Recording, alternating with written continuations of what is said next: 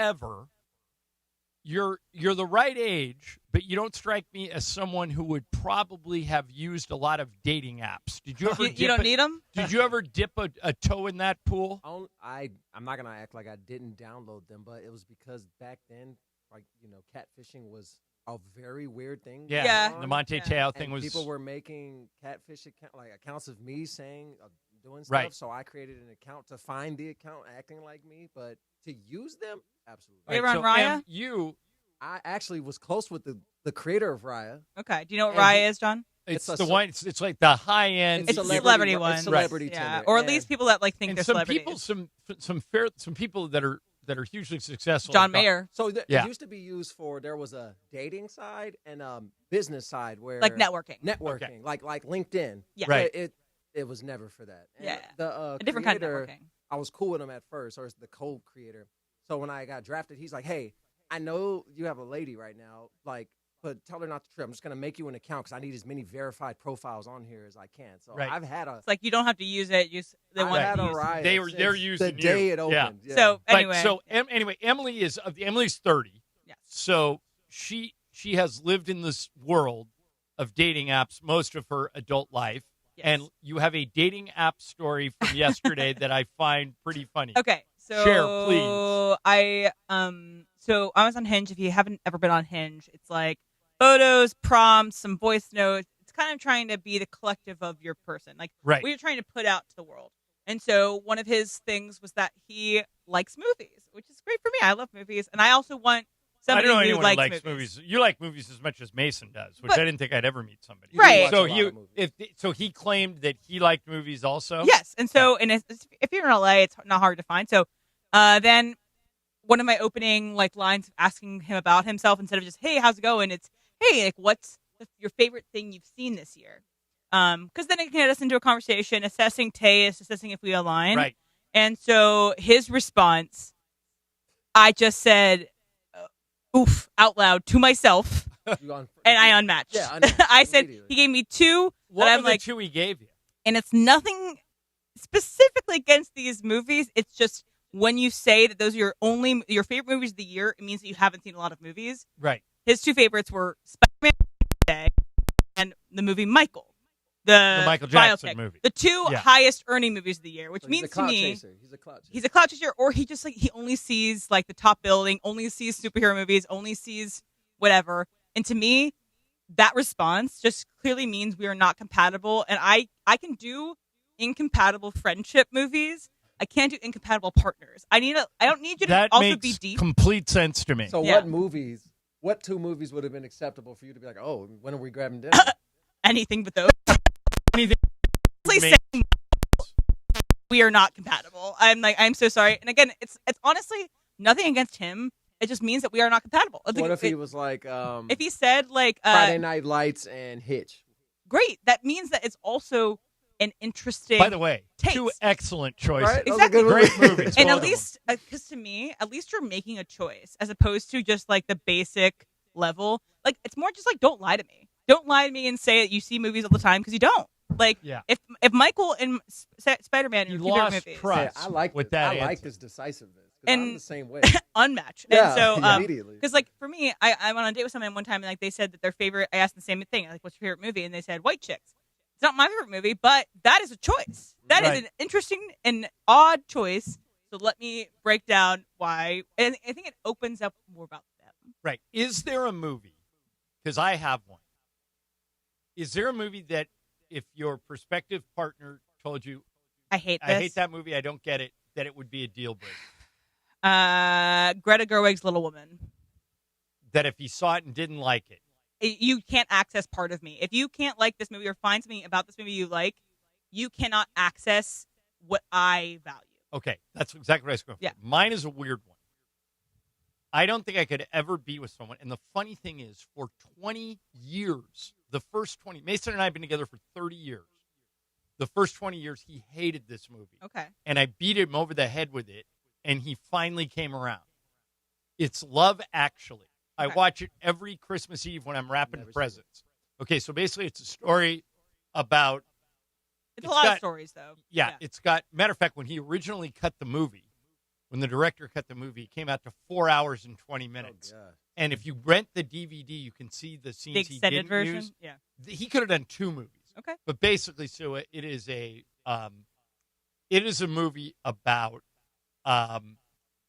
how it's about 7 or 8 different people. Everybody from the Prime Minister of Great Britain, played by Hugh Grant, to a little kid who has a huge crush on a girl who's 10 years old. Okay. It's falling in and out of love. Right. And it's what it starts with.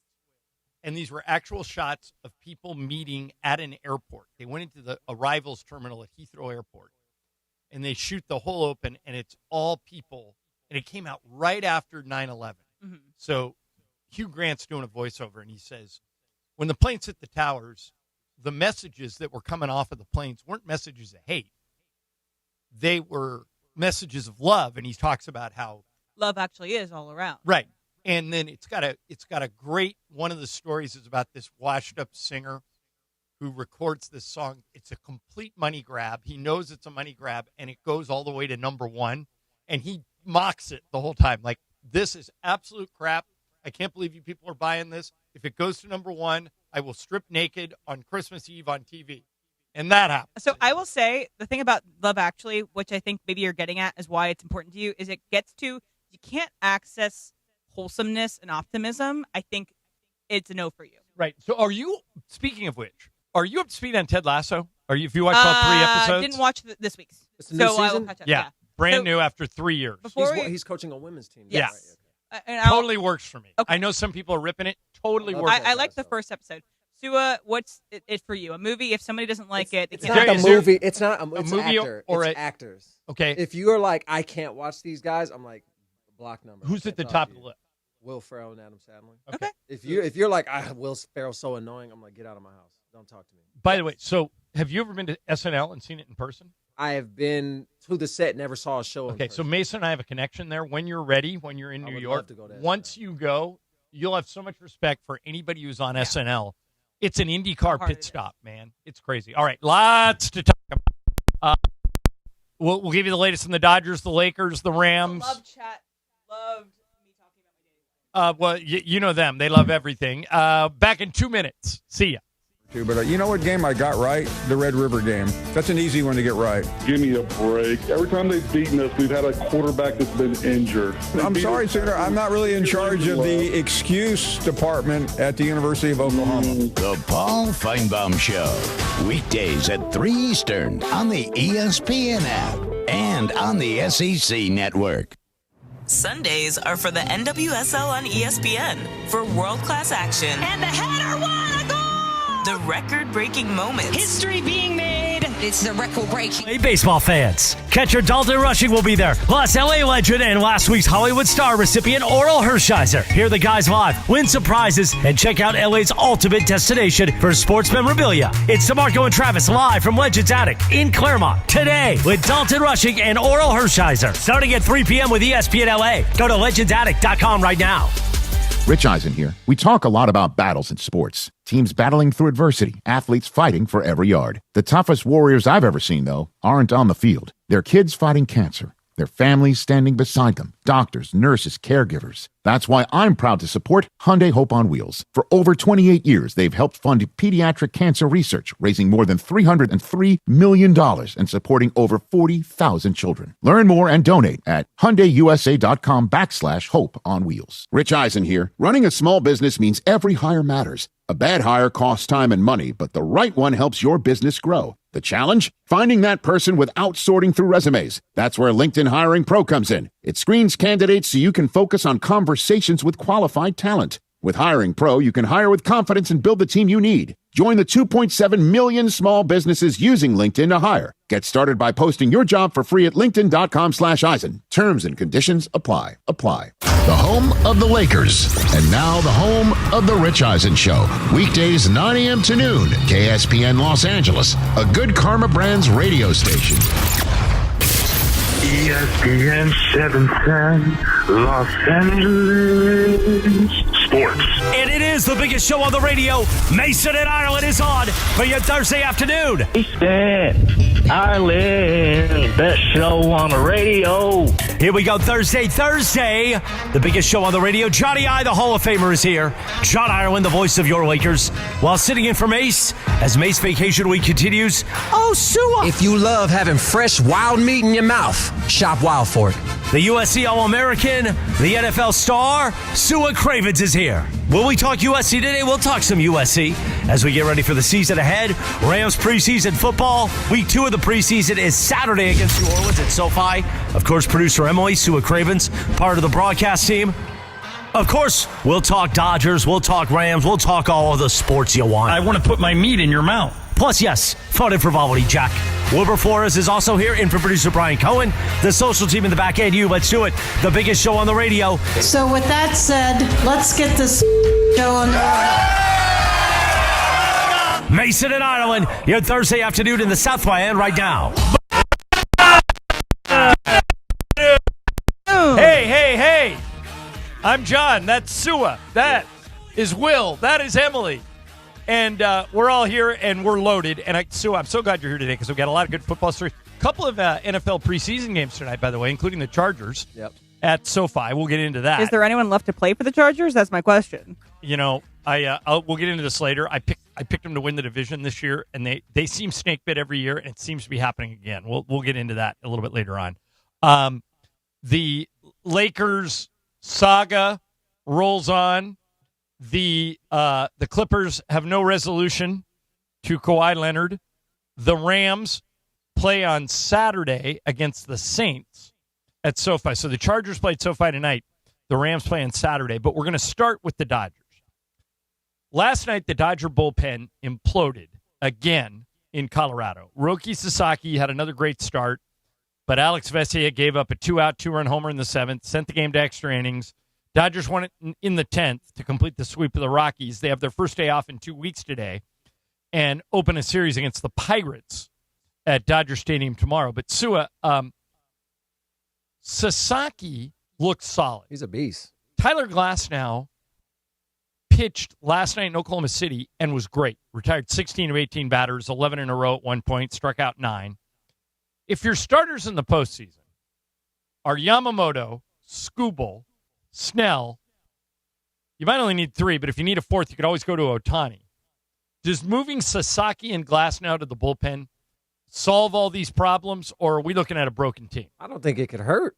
Yeah. At this point, I don't think it could hurt. You need as much depth and consistency as you can get, and like you said, the bullpen melts down again, and you can't have that in the postseason. I mean, this is the same conversation we were having last year about the Dodgers, about the bullpen and the pitching, and will the bats heat up? And they to save turned the pitching? Starters into relievers, and they all and Sasaki was out. great. Yeah, and the year before, when they won it in 24, they brought Julio Urias out of the starters rotation into the bullpen, and he pitched the last 4 innings of the clinch game. I mean, Bueller even ended the one of the recent World Series as well, and he was a starter. Great point. That season. Yeah. And the thing, though, with Sasaki, and I want to see more, is sometimes it's lack of control and walking guys. And I know it might not have been the issue last night necessarily, but it has been the issue all season. And that is specifically something you don't want in a reliever in a high that has guys on base. To have a guy walking guys, to have a guy with less command, I want to see better command out of Roki Sasaki before I say he's the I think that if they use the bullpen as currently constituted, they're in big trouble. Because the bullpen looks broken, especially Edwin Diaz. Now Alex Vesia, who I really like, gets lit up. Some other guys pitch well. Hurt pitched well. But I don't think this bullpen, as currently constituted, can win them another World Series. I think you have to take some of these starters and move in there. But story, obviously, what's going on with Mark Walter? Mark Walter owns the Dodgers. For now, he owns the Lakers, but they're about to be sold. For now. Yeah. And his money problems have been well documented. I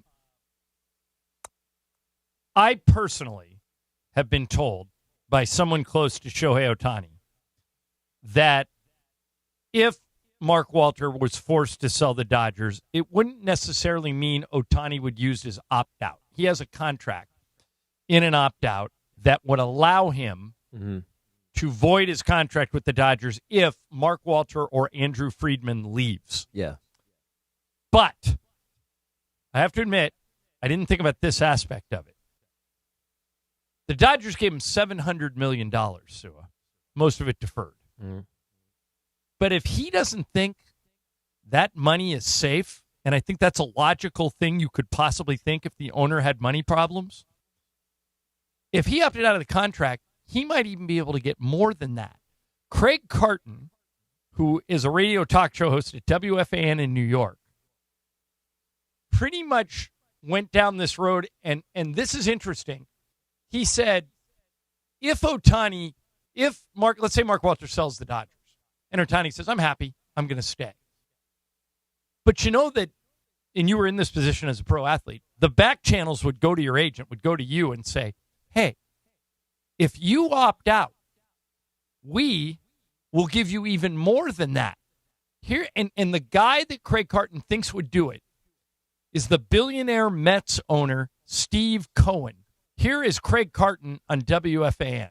What could be the greatest flex in the history of New York sports is Shohei Ohtani's contract. It's something that in contract law is referred to as a key man clause.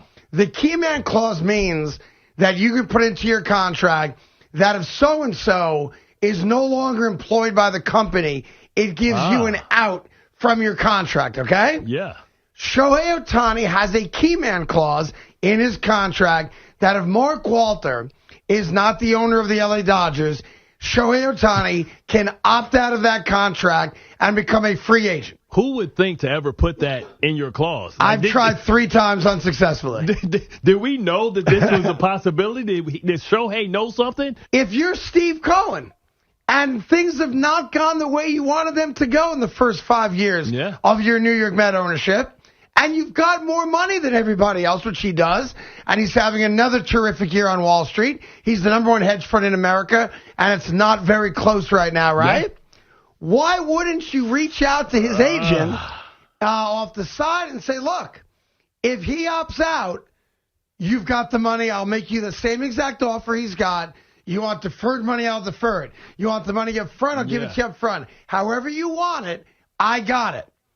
That would be the greatest flex of all time, where Steve Cohen steals Shohei Ohtani from the Los Angeles Dodgers. And before you say, oh, that would never happen, all that needs to happen is that Mark Walter steps down. That's it. The key man clause is tied to Mark Walter and Andrew Friedman. So, Sue, put yourself in Shohei's shoes. The Dodger owner has money problems. You don't know the extent of them now. We're finding out that he sold the Lakers. He's trying to sell his English Premier League team. Yeah. He's trying to stay out of trouble with the federal government. It's not unfathomable that he would sell the Dodgers. As a matter of fact, I know a lot of people think that's what's next. If he did, and you're Shohei, you consider opting out just to see what else is out there? You can always come back. Well, my first question is, why would Shohei's money be in danger because of the owner? Wouldn't that end up being like a class action lawsuit for the MLB? Because I signed a contract. I'm just a player. It's not my responsibility to ensure the owner is doing his due diligence with his finances. So wouldn't Shohei be entitled to that money regardless? You ever been in any type of legal entanglement with somebody who goes bankrupt? Yeah, 0% of 0 is 0. I get it. That's your answer. But you're also part of a MLBPA where you have rights and there's an agreement and right. But well, I'll just put it to you. $700 million in deferred money. I understand why you're going to court to try and get it, and why you're getting the players union involved to try and get it. Yeah. But you just said it. 0% of 0 is 0.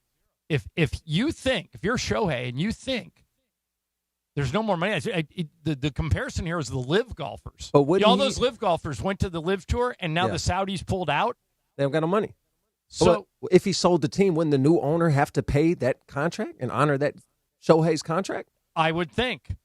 But the problem with deferring money is you don't have it.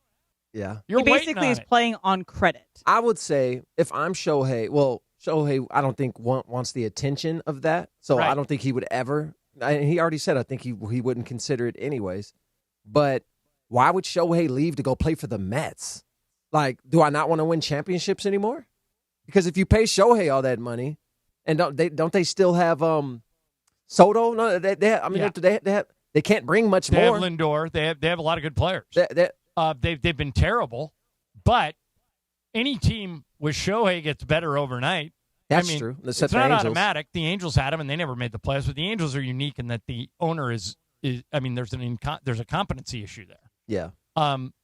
Steve Cohen's willing to spend whatever it takes, and I guess this is my long way of saying, if Steve Cohen's money is 100% secure, liquid, and he's been vetted, and you can look at him on the New York Stock Exchange, and Mark Walter's money is, shall we say, questionable at this point, don't you owe it to yourself, if you're his agent, if you're Shohei, to at least consider what Steve Cohen has to say? No. Really? No. Shohei's going to get his money regardless. He already has a ton of money from sponsorships. But, yeah, he got his money from sponsorships. The money he makes when he goes back home every offseason is ridiculous. But then whoever buys the team owes you that contract. So I think he's very comfortable waiting and seeing. But I don't think Shohei wants to play for the Mets because he wants to play for championships. That's why he left the Angels. I don't think so either. I don't think he wants to play for the Mets. But if he thinks his money that's coming from the Dodgers is not 100% secure, you don't think he has to explore it? I think if there is in a weird world where his money is not secure, then yes. But I just don't think that's the case. If you and I are buying an expensive house and we decided to go in together, and I say to you, hey, man, we got the house for $10 million. I'm putting in $5 million, you're putting in $5 million. And you say, cool, great, let's do it. Yeah. And I do it, and 3 or 4 times I say to you, hey, man, I need the $5 million. And you say, well, I don't have it right now, but let's defer it. I'll give it to you down the road. And after the third time of you saying that, and then I read in the paper that you're the subject of a federal investigation. Yeah. I stopped trusting you, man. But if there's an opportunity for somebody else to come buy that other $5 million, and I might be arrested, but then somebody else is also interested in the house and they're willing to take over my 50% stake, you wouldn't be in a rush to sell the house. You'd be like, okay, I'm fine. Let's say, and what do you think? Would you if you're Shohei, do you talk to the Mets? I think the agent's job is to take a call.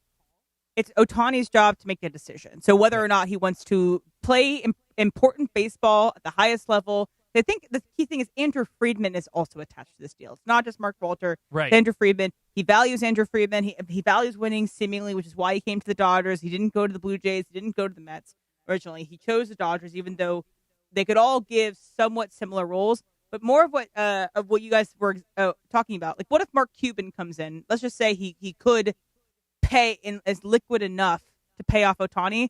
I feel like that makes the issue moot. Ohtani just cares, probably, we assume, we don't know much about him, making sure he gets what he's promised. Yeah, if I felt that the money was, and I think we're there, the money was not 100% secure, that I can't trust Mark Walter to pay me the $700 million that he owes me. An agent's job, you had one. I assume you had an agent when you played in the NFL, right? I have one. Mm-hmm. That person's job is to generate and field offers. That's what that person does. That's why you and I pay him. Generate and field offers and then advise on which offer we should take. Right. If Shohei's agent is doing his job, I think he at least has to have the conversation. Has to have it until we figure out what's going on with Mark Walter. And maybe Mark Walter comes out of this. Yeah. I kind of hope he does. I mean, the Dodgers won 2 World Series in a row. I'd like having him as the owner. But nobody knows how bad these financial troubles are. We're all waiting to find out. And by the way, when do we find out? I assume he's good to own the Dodgers for the rest of this year, but is he? I mean, yes. He's trying to stay out of jail? And do you think selling now, if he had to sell now, would it be best before the lockout or after the lockout? I would say before. Well, before might end it. So hopefully before, if we all want baseball. Yeah, if he sells before that, then maybe they say, look, the Dodgers are gone. There's no more there's no more monopoly. Yeah, there's not a guy out there spending billions more than everyone else. This is going to check back. The checks and balances are going to work. Let's play baseball. Then that would be a good thing, but we'll see. As you guys know, and I take a lot of heat for this, Sua, I have zero problems with LeBron. I'm mad he's leaving. I wanted to keep him here. I'm mad he didn't offer the Lakers a $4 million deal, which he didn't do. Yeah. And I have said, I am 100% convinced that when he returns for the first time to Crypto.com Arena on Christmas Day, screw Christmas spirit, he's getting the crap booed out of him. A very famous Laker fan agrees with me, and you'll hear it next. Sua in for Mace. I'm John Ireland, ESPN LA. And it is the 15-minute mark right here on 710 ESPN, on the all-new ESPN LA app, and on YouTube at ESPN Los Angeles. The 15-minute mark on 710. Fueled by Valvoline Instant Oil Change. You know, in that time it took to hear your favorite takes and all that fun and frivolity, you could be pulling out with a fresh oil change. No waiting, no appointment, just in and out in about 15 minutes. Bam! So you've got more time for what matters. Visit SoCalOilChange.com. In just 15 minutes, you can boost your vehicle's performance and save money while doing it. Visit SoCalOilChange.com now for value pack coupons and keep your car and your wallet running strong. The 15-minute mark on 710, made possible by Valvoline Instant Oil Change. We're 2 minutes away from talking about whether or not LeBron will be booed when he comes back to Crypto.com Arena. But before that, the 13th annual SoCal Hyundai ESPN LA Golf Classic presented by Vista Paint is back next Friday, August 28th. Tune in for all-day live broadcast at Black Gold Golf Club in Yorba Linda. Proceeds benefit the V Foundation for Cancer Research, brought to you by your SoCal Hyundai dealers. Tired of watching life from the bench? It's time to get in the game. Globe Life is looking for people who want more than just a job. Set your own schedule and help families protect what matters most. No experience? No problem. Training is provided, and you don't need anything to get started. It's not a desk job. It's a shot at building your legacy on your own terms. Your road to the championship starts at GlobeLifeCareers.com. Globe Life, official life insurance of the Los Angeles Lakers. On September 2nd, DraftKings Game Day arrives with massive deals, exclusive deals, and an all-day celebration built for sports fans. The DraftKings Sports app now available in all 50 states. That means California from Texas to Florida. One app, every sport, all 50 states. Remember the date, September 2nd. DraftKings Game Day is the kickoff of a new season and the biggest day in sports history. New DraftKings customers sign up with code LA710, spend $5 to get $150 in rewards within 14 days. That's code LA710 in partnership with DraftKings. The crown is yours. Event trading offered by DraftKings Predictions, a CFTC registered introducing broker. Trading involves risk of loss. Market availability varies. Eligibility restrictions do apply. $50 every 7 days via click-to-claim issued in non-withdrawable predictions dollars that expire in 1 year. Ends August 23rd. Terms, dkng.co/predictions promo. Nationwide based on sportsbook, predictions, and free-to-play sports contest availability. Varies by state.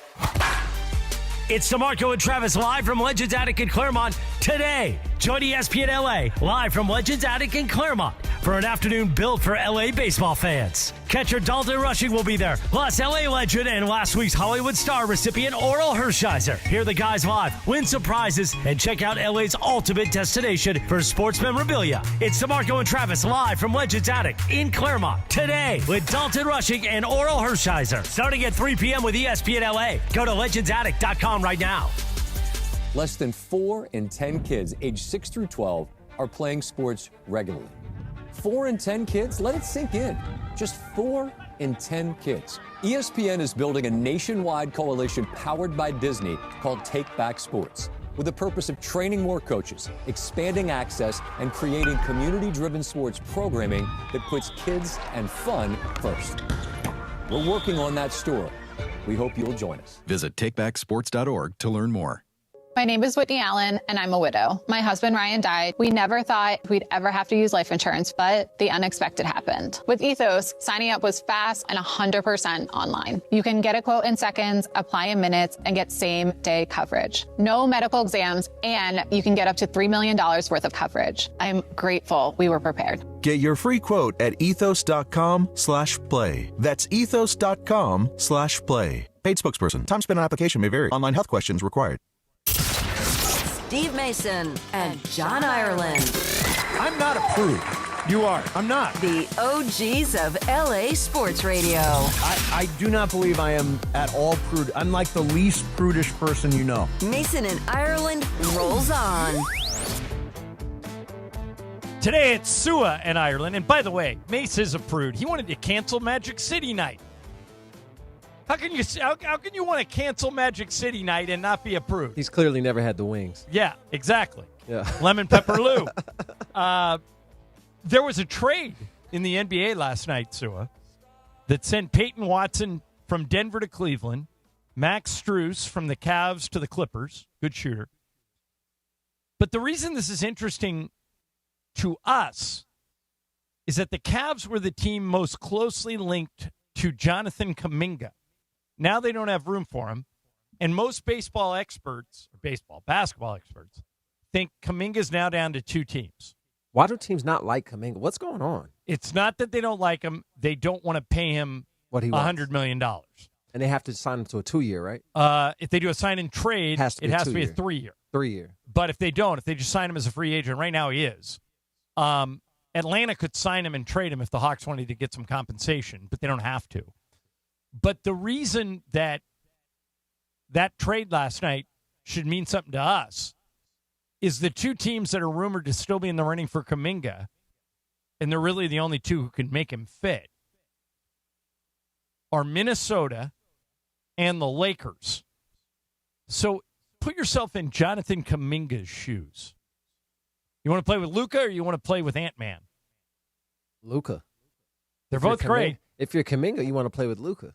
Yeah, because Luka's great at lobs. And the court is so spread out with Ant. You know, a lot of his offense comes from attacking, whereas for Luka, can stretch the defense just by staying on the perimeter. And great passer. And a great passer. So, Ant's not one to look at his first option. Doesn't matter, and I know I'm asking a guy who played for Daniel Snyder when you played in Washington, but does it matter this ownership situation to free agents? Does it even go into your thought process? No. You're just going to where the best fit is. Yeah, and where the money resides. Yeah. And if that's the fair. owner's willing to pay, that's fair. They don't. Because again, all these guys are doing dirt. So since when these guys care about, I'm not getting my money from him. If the cash is green, they're gonna play. Do you think the only people that care about the owner that are playing for the team are the star player, the number one guy? Because I feel like LeBron cared about Jeannie Buss and the Buss family. I feel like the AA star player cares about the ownership. Am I wrong? I feel like LeBron's a special case because you're talking about essentially. And he played for Dan Snyder, who he didn't like, or not Dan Snyder. Who's the owner in Dan Gilbert. And who he made publicly known was not doing anything to help him in Cleveland. Right, and he won a title for him anyway. Yeah. So I think Sue is probably right. All right, so I have been predicting, Sua, that LeBron is going to get booed loudly when he returns to Crypto.com Arena on Christmas Day with the Sixers. Ice Cube, who is a huge Lakers fan, was a guest on the Dan Patrick Show yesterday, and he was asked, Cavino and Rich were filling in, and he was asked, should Laker fans boo LeBron? And after hearing this, I'm now more convinced than ever that LeBron's going to get the crap booed out of him. Here's Ice Cube. You give him his respect walking through the door. There's no reason to boo him in the layup line. But, once the ball comes in and he hits his first three on you, boo. What do you think, Sue? Will LeBron be well-received or ill-received when he comes back on Christmas? I think he'll be ill-received. I don't agree with it. I don't understand why, because it's not like the Lakers offered him and wanted him back, and he was like, nope, I'm out of here. It's not like, it was a LeBron thing. It was a mutual separation.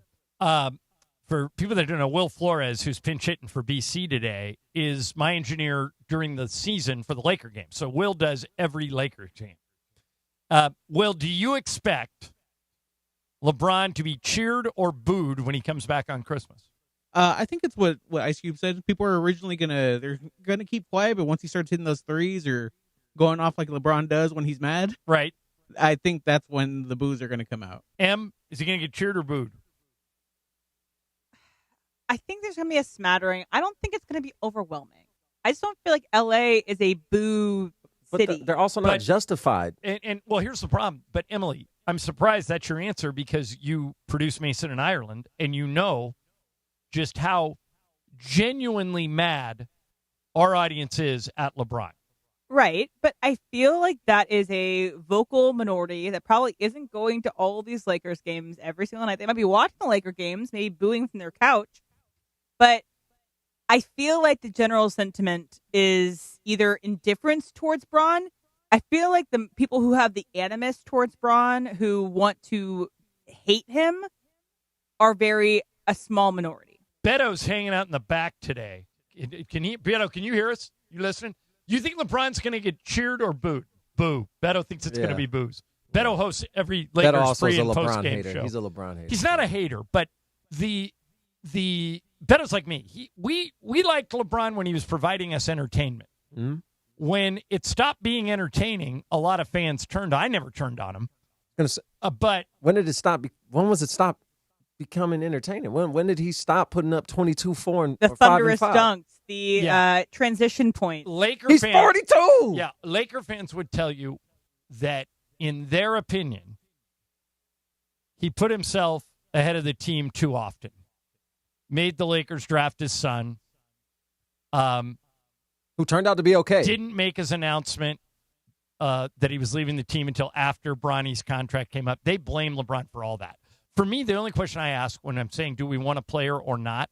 And this goes for, like, you were heavily recruited coming out of high school. This is the only question I ask when I'm talking about a trade, a free agent signing, whether or not to keep a player or let him go. Does this player give us a better chance to win or not? That's it. That's the only question I care about. Mm-hmm. Do you give me a better chance to win? And if you do, Sua, I'll put up with a lot of crap on the outside. As long as you can, if the answer to that question is yes, that Sua Cravens, if he's on my team, and I'll put up with any baggage you bring, as long as it's not illegal and you don't get taken out of the building in handcuffs, I'll put up with whatever you're doing. Yeah. As long as you absolutely give me a better chance to win. Yeah. And LeBron does. I was going to say, which LeBron but what did. What I've learned is Laker fans don't agree with me on this. I'm in the minority. And you'll see during Sports Graffiti today, somebody will call and say this. And actually, I was talking yesterday about how my boss at the Lakers, when I got that job back in 2011, they moved me from the sideline guy to the radio play-by-play guy. And my boss said, hey, I got to tell you something. I'm going to give you some advice that will get you far. And I said, okay. He said, just remember, nobody is bigger than the brand. No player, no announcer. Nobody's bigger than the program. No owner, no fan, no celebrity is bigger than the Laker brand. Do not tarnish the Laker brand or else you're getting canned. And he said, if you can respect that, and the other tip he gave me was good. He said, if you can't take criticism, if you don't like being criticized, don't take this job. Because you're under a microscope when you're the Laker announcer. And a lot of people are going to praise you, but a lot of people are going to yell at you, and you've got to accept that that's part of the job. And the first tip, the thing about nobody's bigger than the Laker brand, I'm speaking for Laker fans now that have an opposite opinion of mine, but I think they would tell you they felt LeBron was guilty of that. that he put himself ahead of the brand, and it was a tired act for people that have bled purple and gold forever. I don't agree with it, but that's how they feel. Isn't that advice a little bit ironic to say, don't critique this brand, but you better be able to accept critiques? It's a bit ironic to hear. So, I mean, because the Lakers were bad before LeBron got there. So is it LeBron's fault that he brought what he made and he created, he was the face of the league, to the team when no other major free agent wanted to sign, where the Lakers could snip a postseason? He brought championship. He brought winning. He brought a Mickey Mouse ring that people love to. If Kobe won rest in peace. If Kobe won in the bubble, would they still call it a Mickey Mouse ring? No. It's because LeBron won, and I don't like you, and I don't care if I'm here are the fans putting themselves above the brand. The brand just won a championship, and you still ain't happy. So are the fans putting themselves above the brand? Maybe. But here's in the YouTube chat, Dave Snow. John, it's off the court stuff that drove fans mad. When he's worried about his brand more than the team, like making Space Jam. If the team didn't make the playoffs, Kobe would have been in the gym all season. Actually, LeBron's in the gym more than anybody I've ever met. But I understand Dave's point that there were things going on in the LeBron universe that they felt, Laker fans felt, he was putting himself ahead of the team. Okay, coming up next, this is interesting. Kim Kardashian is producing a new sports TV show. And not only does Sua not like the idea, he hates it. We'll tell you what it is next. Mason in Ireland, Sua in for Mace, ESPN LA. Hey, it's Sua Cravens, and I want to tell you about one of my go-to spots, Wild Fork Meat and Seafood Market. Whether you're grilling at home, hosting friends, or just stocking up for the week, Wild Fork makes it easy to find exactly what you need. They've got everything from everyday proteins and sides to over 40 types of grinds, plus a huge selection of seafood and even exotic meats to switch things up. What really stands out to me is the variety and consistency. It's the largest selection you'll find in one meat and seafood market, with quality you can trust and prices that make it easy to shop whenever you want. With 11 locations across SoCal or the option to order online for quick and convenient delivery, you're never too far from a great meal. Check them out at wildforkfoods.com. Wild Fork Foods, quality meat, wild prices. It's DeMarco and Travis live from Legends Attic in Claremont today. Join ESPN LA live from Legends Attic in Claremont for an afternoon built for LA baseball fans. Catcher Dalton Rushing will be there, plus LA legend and last week's Hollywood star recipient Oral Hershiser. Hear the guys live, win some prizes, and check out LA's ultimate destination for sports memorabilia. It's DeMarco and Travis live from Legends Attic in Claremont today with Dalton Rushing and Oral Hershiser. Starting at 3 p.m. with ESPN LA. Go to legendsattic.com right now. We're 2 minutes away from finding out why Sua hates Kim Kardashian's new idea. But before that, did you miss the Ralph's High School Football Weekly this week? Well, no problem. You can watch it back anytime on the ESPN LA YouTube channel. Join Beto Duran as he breaks down the week's biggest high school football matchups and interviews some of the biggest names in the Southland. Watch it now on the ESPN LA YouTube channel. Thanks to Ralph's. It's DeMarco Farr and my guy, attorney Big Al, in studio with me today. The biggest mistake that people do is think that they can handle a car accident themselves. I don't need a lawyer. I don't need to bother with a lawyer. I'll just do it. It's not a big deal. I'll talk to the insurance company and handle it myself. That's the biggest mistake you could do because you don't know what you're doing. There are lots of different aspects of a car accident that you're going to mess up. And as you mess up your case in 1 week and 2 weeks and 3 weeks, by the time you call the lawyer, it's way too late. You already messed everything up. So the first mistake is thinking that you can do this yourself. You're not going to do a good job. You're going to hurt yourself and cause yourself a lot of pain down the road. The point of getting an attorney is to let them take care of all the problems. They're the experts. They know how to deal with all the problems. They know how to fix your car. They know how to get you treatment. They know how to deal with insurance companies. Don't do it yourself. If you're in an accident, I've got a guy. Attorney Big Al. 1-800-HURT-123 or attorneybigalca.com. Attorney Big Al is Attorney Ken Klein based in Los Angeles. Hi guys, it's Ramona Shelburne for Hyundai of Glendale, where it's back to school savings all month long. Right now, lease a brand new 2026 Hyundai Palisade SE for $279 a month. Comes with owner's assurance and America's best 10-year, 100,000-mile powertrain warranty. Take it from me, with next level customer service and incredible dealer incentives, your next Hyundai is waiting for you at Hyundai of Glendale. Call 818-222-8000 or check them out at HyundaiofGlendale.net. $279 per month plus tax. Plus in lease for 24 months. $47.49 total due outstanding. Plus government fees and taxes. Unapproved above average credit through HMF. 7,500 miles per year. 20 cents per excess miles. Expires 8/30/26. In a world parched for excitement, one drink will emerge. Twisted Tea, the refreshing thrill ride of flavor. Recreating its classic role as the hard iced tea that goes down smooth. Twisted Tea doesn't just taste like real iced tea, it's made with real brewed tea and a 5% kick of alcohol. Taste the adventure with Twisted Tea Hard Iced Tea. Keep it twisted. Twisted Tea Brewing Company, Cincinnati, Ohio. Please drink responsibly. This is the story of the one. As a maintenance engineer at a beverage manufacturing plant, he starts his day knowing every line is ready to run because Grainger delivers the industrial-grade products he needs to keep mixers, conveyors, and packaging equipment moving. With Grainger's vast selection of bearings, belts, and motors, he keeps operations running smoothly, so nothing grinds to a halt. Call 1-800-GRAINGER, click Grainger.com, or just stop by. Grainger, for the ones who get it done. Mason in Ireland on 710. John, you're working with God today. I love that. Hey, God. Hey, God. Thank you. The biggest show on the radio. Yeah, lowercase g, not capital G. Lowercase g. Yeah, you're like exactly Athena right. or out there, yeah, whatever. one of them Poseidon, gods, like yeah. Mercury or one of them. Steve Mason and John Ireland right now. Today it's Sue Cravens and John Ireland. May's still gallivanting across Europe. He'll be back Wednesday. All right. I mentioned Kim Kardashian. Full disclosure, I am a Kim Kardashian fan. I've met her. She's been on the show. I just think she's smart and nice, and I know people don't like her, but I do. She is producing a reality show about moms whose sons attend an elite baseball school in Arizona.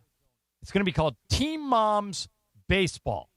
And it'll follow families while the kids compete on the field and drama unfolds in the stands.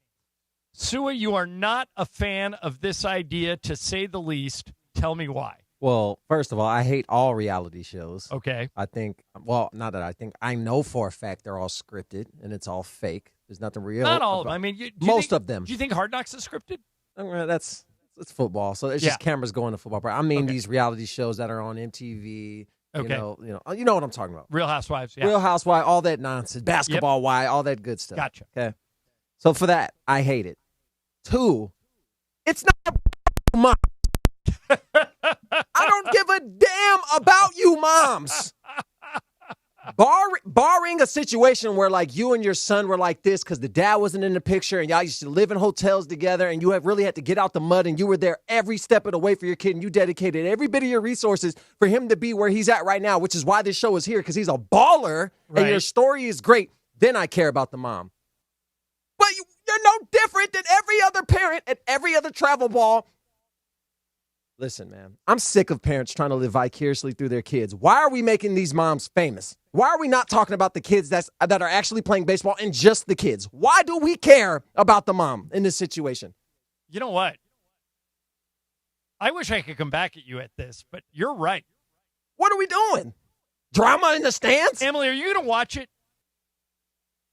Yes, she's going to watch it because she has a sickness. She has to watch anything new. No, her and I both watch most reality stuff. I also, really loved Dance Moms as a kid, and I watched a lot of that, and I really enjoyed it. But I understand what Sue is saying, where it's like there is a sickness amongst youth sports where the parents trying to make it all about them and not about the child and what's best for the child. But I'm not going to watch women fighting in stands. And I know how bad that makes me seem. I'm sure those kids do not want to see their moms fighting in the stands, but I love seeing 2 women yell at each other. I used to watch Keeping Up with the Kardashians. I haven't in years. But the reason I watched it in the beginning was the camera loves those girls. Those girls are all great looking. And they were unapologetic about who they were. They just didn't. I bet. They didn't care. The world revolves around you. Right. And I have a feeling that these moms are going to be the same way. But most of the stuff Kim does, most of the stuff she produces, turns out to make money. And this is titled Teen Moms, baseball, which means we have team moms for football, team moms for golf, tennis. Look, Larsa Pippen is a prime example of why I hate this idea. Because you have a son who does play, and he does not want to talk about his mom at all due to her antics around basketball, around people he plays with, people he works with. He's a good kid too.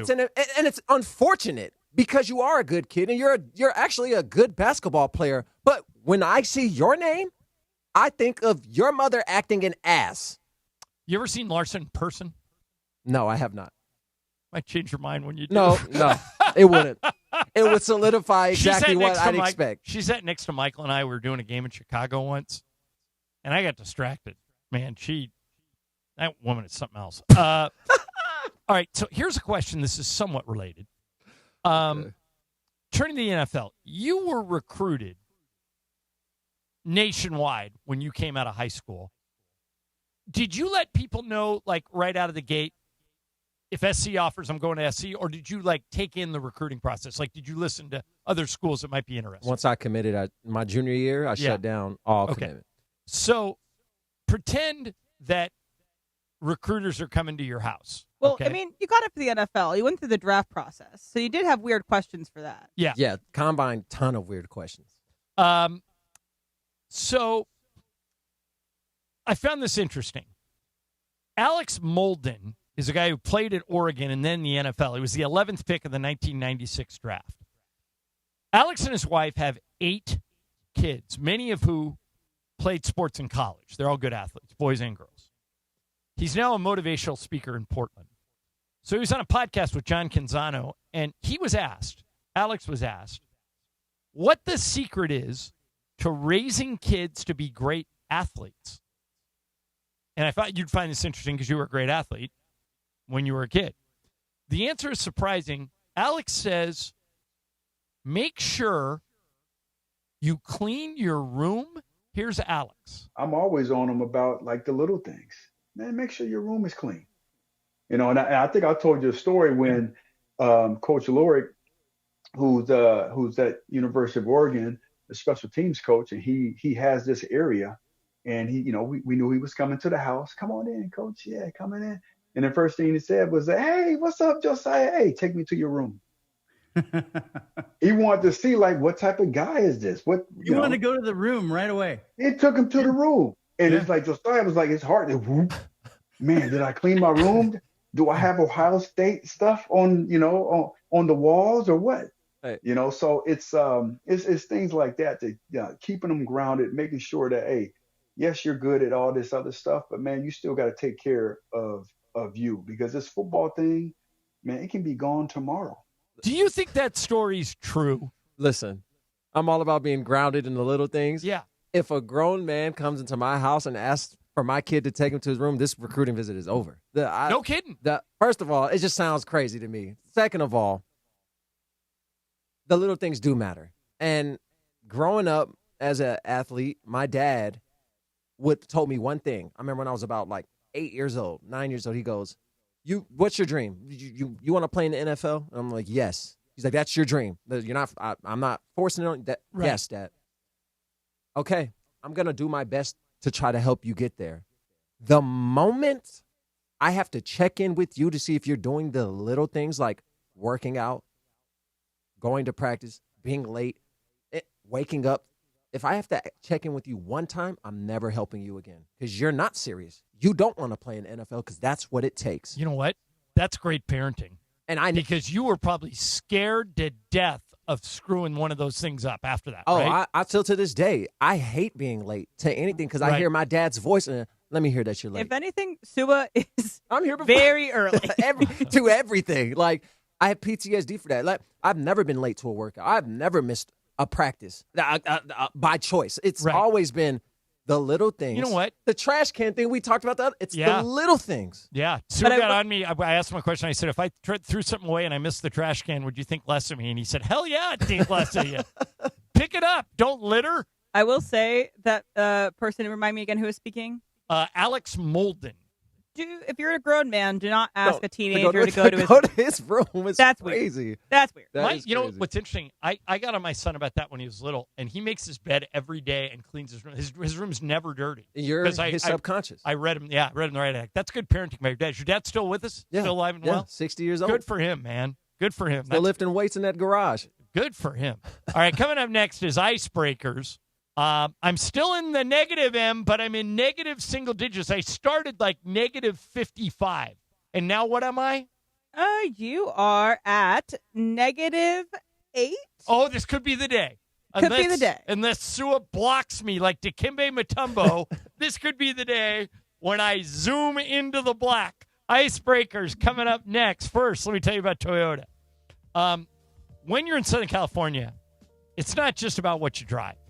It's about what you're a part of. That's why Toyota has become such a meaningful part of communities, from local events, neighborhood celebrations, to supporting the teams we all rally around. Toyota continues to show up where Southern Californians live, work, and play. Exhibit A of this is their relationship with the Lakers. Toyota and the Lakers have been in business together for 51 years. As the official vehicle of the Lakers, Toyota takes a lot of pride in that. They consider it one of the great traditions in sports, connecting with the fans who have passion, pride, and that championship spirit every single season. So whether you're heading to the game or taking your family on their next adventure, if you want to see where Toyota SoCal is showing up next, follow at Toyota SoCal and stay connected to all the people, places, and moments that make Southern California unlike anywhere else. Toyota, we make it easy.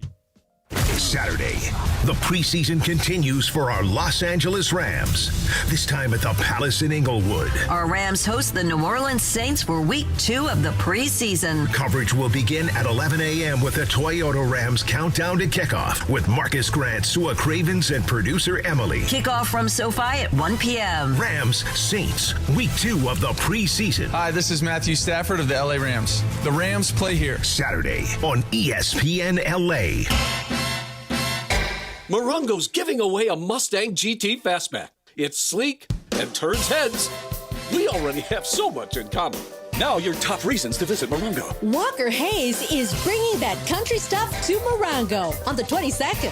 Number 2. Morongo's Travel Center gas prices are the lowest around. And the number 1 reason. We're giving away a 2026 Mustang GT Fastback, the 31st. Morongo, good times. Progressive presents ways to save money that aren't bundling your home and auto insurance with Progressive. Thanks again for taking me to the game, man. I can't wait to get in there. By the way, what's in the bag? Oh, I bring my own hot dog and peanuts. Saves a ton. Savvy. And what about the beach chairs? Why buy seats when you can save big and bring your own? We can't get in without tickets. Tickets? What do you think the portable TV is for? Don't save money pretending to go to the game. You could save hundreds by switching to Progressive. Get a quote at Progressive.com. Progressive Casualty Insurance Company, affiliates, and other insurers. Not available in all states or situations. When you're planning your next job, options matter. Now in stock at Lowe's. Get the roofing brands you trust, including GAF, Owens Corning, and CertainTeed, with more colors to choose from. Shingles and accessories are in stock and ready to go. And when you're on the clock, we help keep you on schedule. Order by 4 p.m. and get next day job site delivery on select items as early as 6:30 a.m. At Lowe's, we have your back on the job. Delivery Monday through Saturday in select zip codes, subject to availability. Oh, it's Icebreakers time. All right, that's right, the big voice guy. Listen to Mason and Ireland, weekdays noon to 3 on ESPN LA. Exactly right. Time for Icebreakers on Mason and Ireland. Icebreakers made possible by Blue Ice Vodka, your fit-friendly vodka with no sugar added, 64 calories an ounce, and keto-friendly. Let's do it. Icebreakers, presented by Blue Ice Vodka on Mason and Ireland. Take it away, producer Emily. I know, John, you say that the only people that scare you are Greg and who else? Andy, when you play these games. I will say, Sua's won a couple times. So just keep that in mind. Okay. Sua is I respect all opponents, but I don't have a lot of time. All right. So let's go. 10 points. I was born in 1981, and I share my birthday with Nelly Furtado, Lucy Liu, and Gianni Versace. Okay. If you know their birthdays. Has anybody ever answered after the first? Sometimes. Okay. I don't know if it's like a little more One time obvious. I only had two guesses, or else I lost the month, and I got it. Yeah, you did. Wow. Yeah. 9 points. I was Yahoo's most popular search term between 2005 and 2008. Okay. Search term? Yes. Okay. For 8 points. My sister was the lead on a show on Nickelodeon.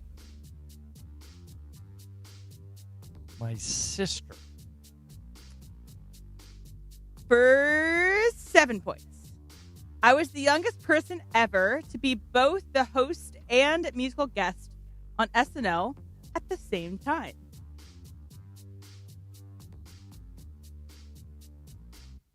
I think I know, but that doesn't. For Okay, 6 keep points. going. I'm surprised you get the Nickelodeon one to it. I was the first woman to have 4 albums go straight to number 1 on the American charts. Beyonce? Incorrect. Ugh. All right, you're out. Sorry, Salon should not head up a Nickelodeon show. Next up, 5 points. I appeared on the show Star Search. Ireland. Go ahead. It's Britney Spears. It is Britney Spears. Yeah. Jamie Lynn Spears was the star of Zoe 101. Shot at Pepperdine. I was thinking Britney Spears when you said Yahoo's most searched term 2005 to 2008, but I don't remember her hosting SNL. Yeah, she did when she was 18. I remember her being the musical guest.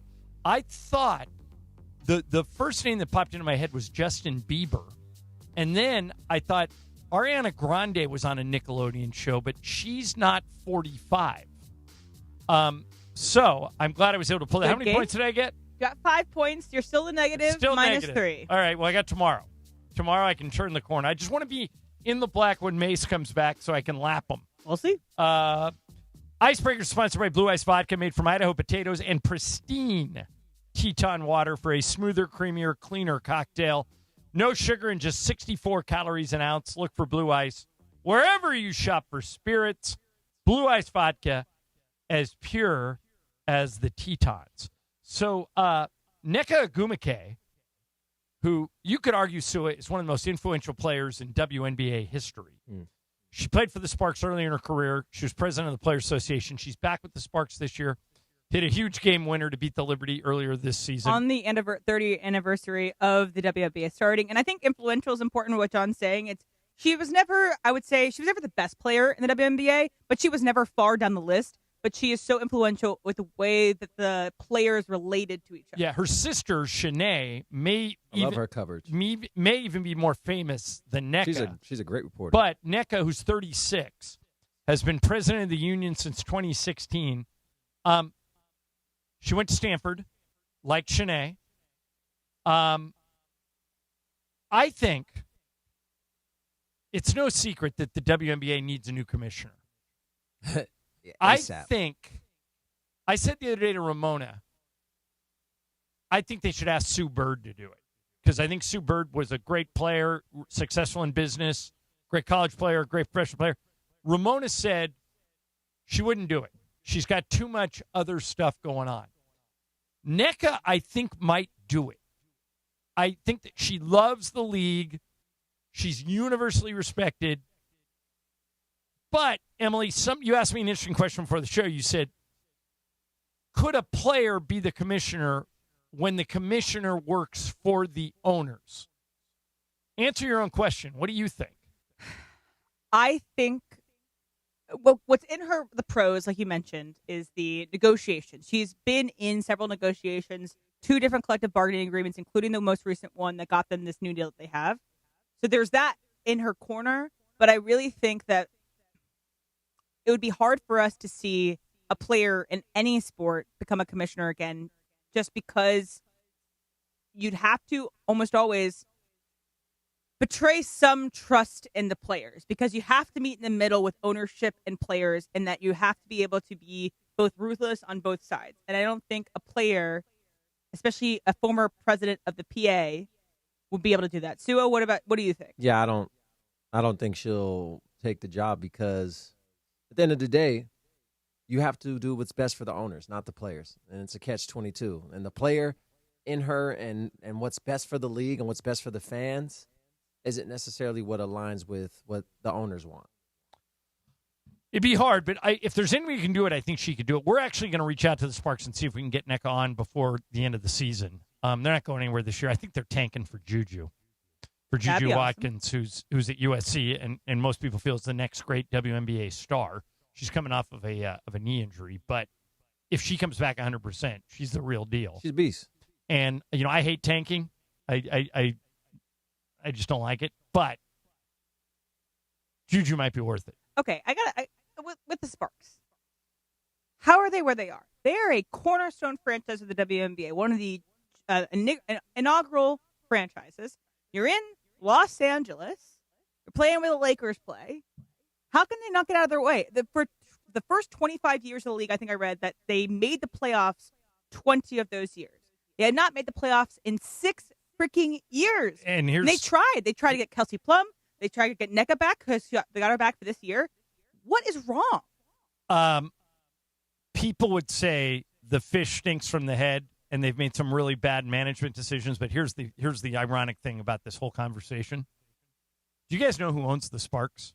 You know, Sua? No. Em, do you know? I know it's not the same people who own the Lakers. No, it's Mark Walter. He does? He does. He owns the Sparks. So he retained that ownership, though? He did. They were not included in the sale to Bob Iger and Josh Kushner. Is he going to own them much longer? I don't know. But you know that he's probably not going to put his chips in to get someone like a Caitlin Clark or someone else big in the league because he doesn't have the money to pay that. Clark as well. They're wasting Caitlin. Yeah. So we'll see. All right. Sports Graffiti is coming up next. Oh wait, let me slip this in real quick too, because Emily, you showed me this for it and I couldn't believe it. Did you see the Pete Alonso home run last night in the Orioles game? That's fair. By probably 5 feet. Yeah. The umps blew it. They went to the replay center, and the replay center said, we can't determine. He hit it so high. They said, we can't determine if it was fair or foul, so the call stands. It's foul. It wasn't foul. It was fair. And a lot of people today are clamoring to put in whatever the technology would be to let you know. And it could be as simple as stick a laser beam at the end of the foul pole that shoots straight up. Or have a camera up there that's like a pylon cam in the NFL. Or let's just have common sense. Common sense never prevails in these situations. Not so common. But I'm against anything that adds more delays, more replay, but that seems like an easy fix. I like the laser idea. If the ball doesn't get a red dot underneath it on its way out, a home run. Yeah. I like, and maybe they can do this in baseball. I don't know how costly it would be. Put a chip in every ball that you're going to pitch, and then you can see immediately, like an eagle eye, whether it's in or out. Yeah, every other sport has embraced technology. Baseball. Yeah, why can't they pylon cam the foul poles? That's what Alonso said after the game. He said, in the NFL as a pylon cam, it'd be really easy for us to stick a camera in the end of the foul pole. You see any ball going over that camera, it's a home run. Yeah. So we'll see if anything comes out of that. All right, let's get to Sports Graffiti. 877-710-3776. That's the phone number. Phones are open right now. 877-710-3776. We've talked about the Lakers, the Dodgers. We've talked about college football. We talked about recruiting. You can bring up any of that, or you can go off the board and talk about what you want. Whatever you want to do, your segment next. 877-710-3776. Sports Graffiti coming at you next, ESPN LA. It's DeMarco and Travis live from Legends Attic in Claremont today. Join ESPN LA live from Legends Attic in Claremont for an afternoon built for LA baseball fans. Catcher Dalton Rushing will be there, plus LA legend and last week's Hollywood Star recipient Oral Hershiser. Hear the guys live, win some prizes, and check out LA's ultimate destination for sports memorabilia. It's DeMarco and Travis live from Legends Attic in Claremont today with Dalton Rushing and Oral Hershiser. Starting at 3 p.m. with ESPN LA. Go to legendsattic.com right now. There you were, surrounded by fans, sharing wings, sharing drinks, high-fiving random strangers. Everybody remembers the game, but nobody remembers the guy coughing behind you until a few days later. It's 2 o'clock in the morning. You wake up, you got a fever, your throat's on fire. So now what? Urgent care closed, ER slammed, telehealth? Maybe, but the pharmacy's closed. you need a medical emergency kit. These are not first aid kits, everybody. They contain essential prescriptions used for over 30 common conditions, sinus and ear infections, UTIs, stomach bugs, traveler's diarrhea, and more. You can even use your doctor-developed guidebook to select the right prescription or call their telemedicine doctor standing by. It's like an urgent care in a drugstore in your house. When you're sick, traveling, or stranded, you'll wish you ordered a medical emergency kit.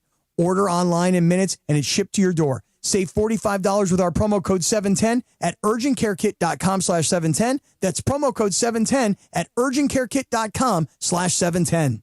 It's DeMarco Farr and my guy, attorney Big Al, in studio with me today. The biggest mistake that people do is think that they can handle a car accident themselves. I don't need a lawyer. I don't need to bother with a lawyer. I'll just do it. It's not a big deal. I'll talk to the insurance company and handle it myself. That's the biggest mistake you could do because you don't know what you're doing. There are lots of different aspects of a car accident that you're going to mess up. And as you mess up your case in 1 week and 2 weeks and 3 weeks, by the time you call the lawyer, it's way too late. You already messed everything up. So the first mistake is thinking that you can do this yourself. You're not going to do a good job. You're going to hurt yourself and cause yourself a lot of pain down the road. The point of getting an attorney is to let them take care of all the problems. They're the experts. They know how to deal with all the problems. They know how to fix your car. They know how to get you treatment. They know how to deal with insurance companies. Don't do it yourself. If you're in an accident, I've got a guy, attorney Big Al, 1-800-HURT-123 or attorneybigalca.com. Attorney Big Al's attorney Ken Klein, based in Los Angeles. The home of USC football, and now the home of The Rich Eisen Show. Weekdays 9 a.m. to noon, KSPN Los Angeles, a Good Karma Brands radio station. And yes, it's sports graffiti time. 1 o'clock in the Southland on the biggest show on the radio, Mason in Ireland. And, of course, on Sports Graffiti, we take your calls. And if you're calling into 877-710-ESPN and you're calling into LA's mega sports station, ESPN LA, you're calling in on the Hard Rock Hotline. The Hard Rock Hotline, made possible by Hard Rock Casino Tajon. Bringing you Sports Graffiti today. Experience gaming, dining, and live entertainment at the easiest drive from downtown LA. Must be 21 or older. Gambling problem? Call 1-800-GAMBLER. You get to talk to Mason in Ireland during Sports Graffiti, and we know everybody loves Mason in Ireland. Let's do it. Sports Graffiti time. Take it away, Mace. All right, no Mace today. Sua Cravens filling in for him, and every line. Well, no, we got one line open. 877-710-ESPN. 877-710-3776. Here's Cameron in Lake Forest to lead us off. Cameron, you're on Sports Graffiti. Go for it. So if Mendoza continues to outshine, can he just throw him in there, see how he does? Because that's how Derek Carr got his starting job. So I'm glad you brought this up, Cameron, because tonight, Sua, Kirk Cousins isn't even dressing. So Mendoza's going to get a lot of snaps tonight. They play the Texans. I don't know how many of the Texans starters are going to play, but Houston might have the best defense in the NFL. They're that good. So this would be a real test for Mendoza. I would still, Sua, start Kirk Cousins week 1 and ease Mendoza into the job. How about you? That's the plan. That's what's going to happen. And Mendoza's just getting the reps he needs because he's not going to get many reps to start the season now, barring injury to Kirk Cousins. That'll be the status quo, but I think this is a smart move. So I don't think Mendoza, but I thought Mendoza looked good in week 1. But tonight's a real test, especially if DeMeco Ryans plays his defense, his starting defense. Most people feel it's either the Rams or the Texans who are going to have the best defense in the NFL this year. The Rams, for sure. If AD comes back, then it's not even an argument. Let's go to Walrus in Encino. Hey, Walrus, you're on Sports Graffiti. Go for it. Hey, good afternoon, everyone. So I heard you talking about this new show about the baseball moms. And let me first just really say, Sua Cravens, what an awesome guy. I mean, really, like, I really, like, he's someone who actually has standards in this world, has a teacher. I really appreciate that, man. Look, I think there's a correlation between these overbearing parents, particularly those who want to be on TV, and the kids not wanting to play sports as much as they used to. I hear that that promo that Scott Van Pelt does on the station about, like, 4 out of 10 kids are playing organized sports. There is a correlation in my mind. You can't put all this pressure on these kids. They're dealing with a lot of anxiety, and it's not making it any better. So if parents really like having their kids play sports, go ahead and take a back seat. That's my point. You all have a great day. Thanks, Walrus. Yeah, I think obviously Sua feels the way you do. Here is Steve in Thousand Oaks. Hey, Steve, you're on Sports Graffiti. Go. Hey guys, I actually had an idea, a sort of a business idea, a partnership that I wanted to hear your guys' opinion on. Okay. I was thinking NFL and AMC should partner up together, sort of like the Cosm type of thing, but obviously not as pricey and it's not going to be HD. But you know, people always want to watch their games. I was thinking on Sundays, theaters could be playing games at times in each theater. You guys buy a ticket, and they can solve a lot of the streaming stuff, and they can make some money with NFL. You know what? I love this Steve, idea. I think it's a great idea. And matter of fact, there's more fun about it. It's like it'd be like going to a sports bar, but you could watch football on a the giant problem screen. is you can't air NFL content and profit off of it. It would have to be a collaboration. It would Right. have to be The AMC the and NFL would have they to be, would need their hands in that percentage. Yeah, but to Steve's credit, I think they would do it in particular. You know, Red zone on every 70 millimeter in LA. When I was growing up, you guys were all too young. But when I was growing up, if there was ever a big fight, okay, a big boxing fight, you were never able to get it on TV. There was no such thing as streaming. You had to go to a venue to watch the fight, and you'd be there with like 10,000 other people watching the fight. And in a lot of ways, it was like you were there. The fight might be going on like Thrilla in Manila. It'd be like going on all over but it was really worth doing. AMC does do this though with college football, not in every location. I don't think they do it in LA, but they do it in some places. Though. They did it for the World Cup where you could watch the World Cup on the big stage. So I wouldn't be surprised if AMC is honestly already working on something. That would be such a good idea. I don't hate that idea. Yeah, it's great. Ryan in LA. Hey Ryan, you're on Sports Graffiti. Go. Hey guys, thanks for taking my call. I've been having conversations with Lakers fans for a long time about LeBron, and my perception is that for a lot of them, it's just that he's not Kobe. It's sometimes rational, it's sometimes emotional. They have their reasons. Some of them have not liked him since he got here, and, you know, I think that is what it is. I personally would have loved to have LeBron come join my team, but I don't have the history the Lakers have on my side, so that's my thought. Ryan, what do you think? Ryan, do you think LeBron gets cheered or booed on Christmas? I agree with some of the comments saying that the crowd that's going to be at the game will be a little bit more welcoming, but I think he does get booed. Yeah, I do too. And I think he deserves cheers. I do too. Fair call. That's a very fair call. Yeah. In terms of why Laker fans hate him, I've been trying to figure that out for months. They say this made up. He didn't accept the LA culture. What are we talking about? It's about winning games. The only conclusion I've been able to come to, and again, I'm a LeBron supporter, is that the Laker fans felt he put himself ahead of the team. That's the only thing that makes sense to me. While the fans actively do that. Yeah. That's and I could be wrong, but that's the only thing that makes sense to me. Here's Roland in Glendora. Hey, Roland, you're on Sports Graffiti. Go. Hey, just wanted to give a shout-out CIF football kicking off today. Wanted to also give a shout-out to Sua for standing on business today. Hey, too. On his IG stories.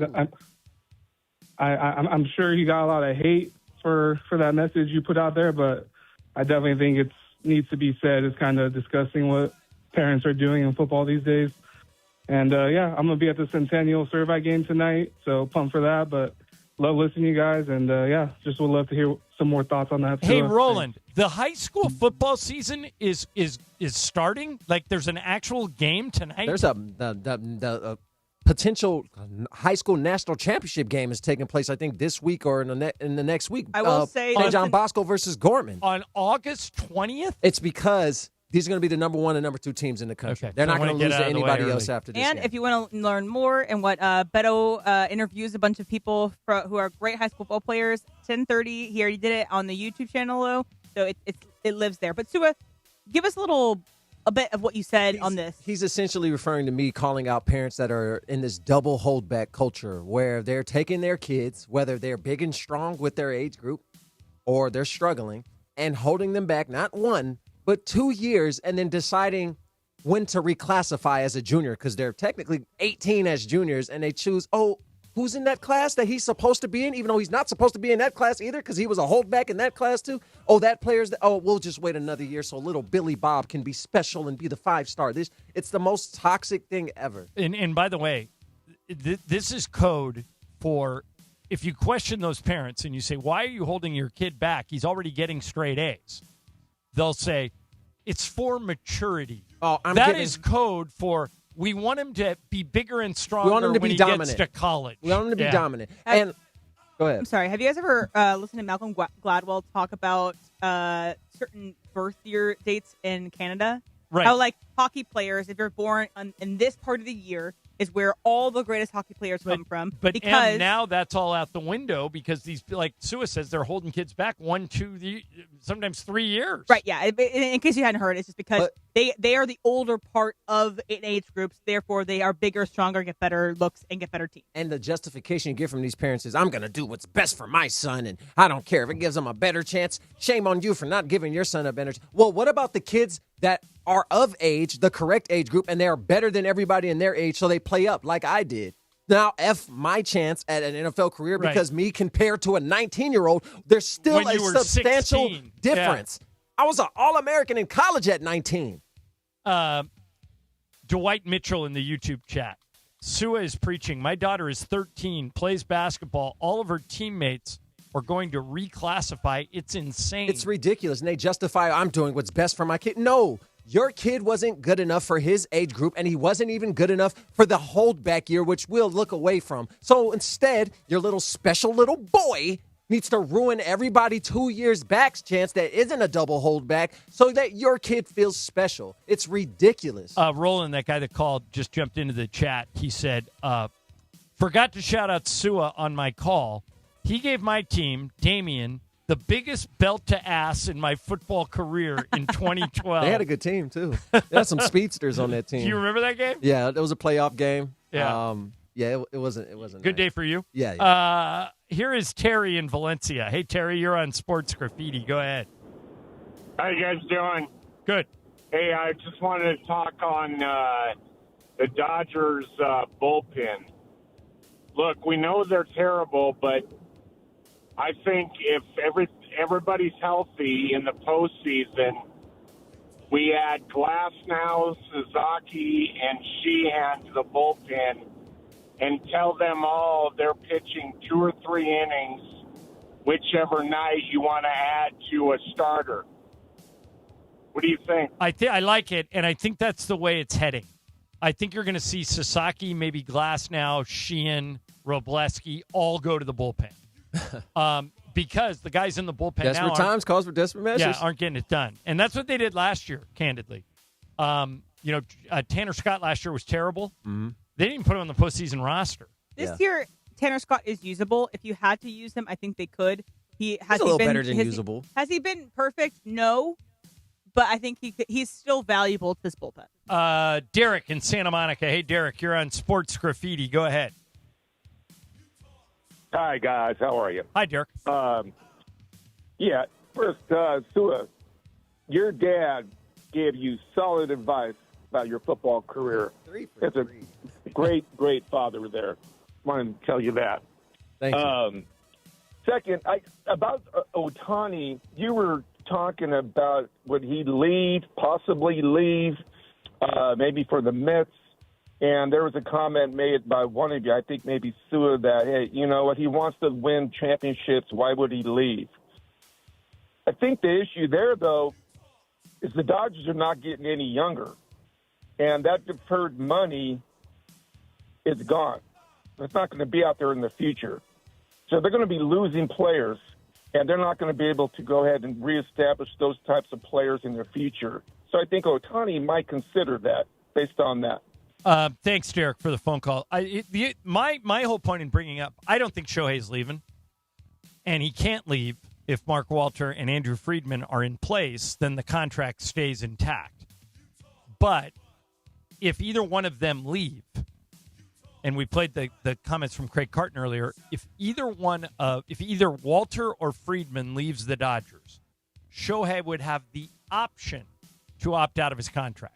The reason I said I think he would consider it if Mark Walter left is because I, at least if I was Shohei, would feel like that $700 million is in jeopardy. Yeah. I mean, I know they say they're going to pay it to me, and people have been texting me saying, they're putting that money every year in an escrow account, so, it's going to be there. If Mark Walter goes bankrupt, I've dealt with people that go through bankruptcy. You said the line earlier in the show, Sua. 0% of zero is zero.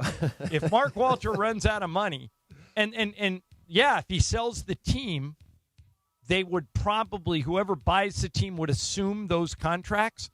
But I wouldn't feel great about that. Yeah. Well, if the money is in jeopardy, I can see your point. If the money's in jeopardy, I can see your point. And I would like to say my dad's going to love this show because he's got a lot of compliments. Look, good. He's raised me nonsense. We'll send him the podcast. We'll Shout put together a podcast. Dad Cravens. Shout out to Kevin Cravens. He used to take his squat belt off and whoop us. So I got some common Kevin, sense. good parenting by you. That's for sure. All right, that's it for Sports Graffiti. Coming up next, A.J. Brown said the quiet part out loud yesterday. We'll tell you what he said next. Sua in for Mace. I'm John Ireland. ESPN LA. Let me tell you about Globe Life. Globe Life isn't only the number one life insurance company in the United States, but they're hiring. If you're ready to check into a bigger game, Globe Life is looking for people who want more than just a job, people who want to set their own schedule, build something of their own, and help families protect what matters most. If you have no experience, it's no problem. Training is provided, and you don't need anything to get started. It's not a desk job. It's a shot at building a legacy on your own terms. If you're ready to get off the bench and get into the game, explore career opportunities at globelifecareers.com. That's globelifecareers.com. Globe Life, the official life insurance company of the Los Angeles Lakers. It's DeMarco and Travis live from Legends Attic in Claremont today. Join ESPN LA live from Legends Attic in Claremont for an afternoon built for LA baseball fans. Catcher Dalton Rushing will be there, plus LA legend and last week's Hollywood star recipient Oral Hershiser. Hear the guys live, win some prizes, and check out LA's ultimate destination for sports memorabilia. It's DeMarco and Travis live from Legends Attic in Claremont today with Dalton Rushing and Oral Hershiser. Starting at 3 p.m. with ESPN LA. Go to legendsattic.com right now. On September 2nd, DraftKings Game Day arrives with massive deals, exclusive deals, and an all-day celebration built for sports fans. The DraftKings Sports app now available in all 50 states. That means California from Texas to Florida. One app, every sport, all 50 states. Remember the date, September 2nd. DraftKings Game Day is the kickoff of a new season and the biggest day in sports history. New DraftKings customers sign up with code LA710, spend $5 to get $150 in rewards within 14 days. That's code LA710 in partnership with DraftKings. The crown is yours. Event trading offered by DraftKings Predictions, a CFTC registered introducing broker. Trading involves risk of loss. Market availability varies. Eligibility restrictions do apply. $50 every 7 days via click-to-claim issued in non-withdrawable predictions dollars that expire in 1 year. Ends August 23rd. Terms, dkng.co/predictions promo. Nationwide based on sportsbook, predictions, and free-to-play sports contest availability. Varies by state. Prizes, flyaways, even cash money. You want it? We've got it. Find a list of all contests and official rules by visiting ESPNLAcontests.com. That's ESPNLAcontests.com. Get in the zone, AutoZone. John always listens to his truck. So when his brakes start talking, he goes to AutoZone, where a helpful AutoZoner gets him the right parts. If John has time to put them in, he borrows a kit with Loan-A-Tool. And if he doesn't, he gets a free shop referral. No hassles, just help. Everything you need, nothing you don't. Get in the zone, AutoZone. Deposit required for Loan-A-Tool. Restrictions apply. I'm David Ortiz. When I lost my mom, she was only 46. And I lost my dad to cancer. It was the worst pain I ever felt. It made me think, what will happen with the people I love when my time is up? That's why I have life insurance. Ethos makes it easy. It's all online, take about 10 minutes, and you can get up to $3 million in coverage. Get your free quote at ethos.com/game. That's ethos.com/game. Paid testimonial. Time spent on application may vary. Online health questions required. The biggest show on the radio. Simmer down. Just simmer down. Turn the temperature down a Did little. everybody's mom say simmer down? I That will was like a say common thing in my that would house. never work on me. To tell me to chill out. Oh, simmer down, man. Mason and Ireland on 710. Back to the guys.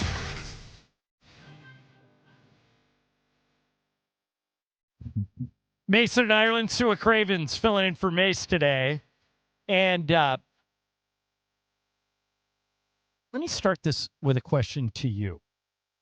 Do teammates, is it important to winning that teammates like each other?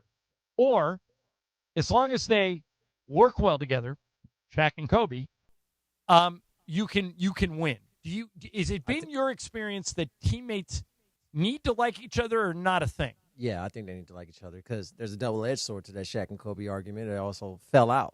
Right. Towards Broke them up? In the midst of a dynasty where I feel the Lakers could have won maybe 2 or 3 more if had Shaq Michael stayed. thinks they would have won 10 titles. Yeah, I think they would have at least had 6 or 7 at minimum if they stay together. So, yeah, you got to like – you have to like your teammate depending on the sport you play too. Like in football, I can't do my job if you don't do your job. And if I don't like you and I have to kind of sacrifice my body for you to make a play, I might be a little tentative doing so. A question about that. Does it matter if – so you were playing the defense. Does it matter if you like the wide receiver? No, because I have nothing to do with you. Does it matter if the quarterback and the wide receiver like? I mean, Donovan McNabb, Terrell Owens. Okay. That's where I wanted to go. A.J. Brown, there was one of those dual practices yesterday, where you invite another team into your facility and you went through them when you were Which, playing. by the way, the Rams have one with the Saints today. Okay. Which they shall all be banned, by the way. That's another story. Well, I'll ask you about that in a second. But yesterday there was one between the Eagles and the Patriots. For the last 3 years, A.J. Brown's been the best wide receiver on the Eagles. He's been 30% of their passing offense.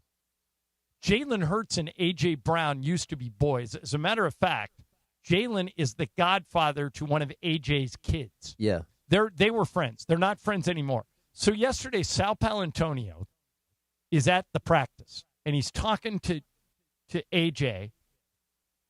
after practice, and he's asking him, was it weird for you to go up against your old team, all your old teammates in Philly?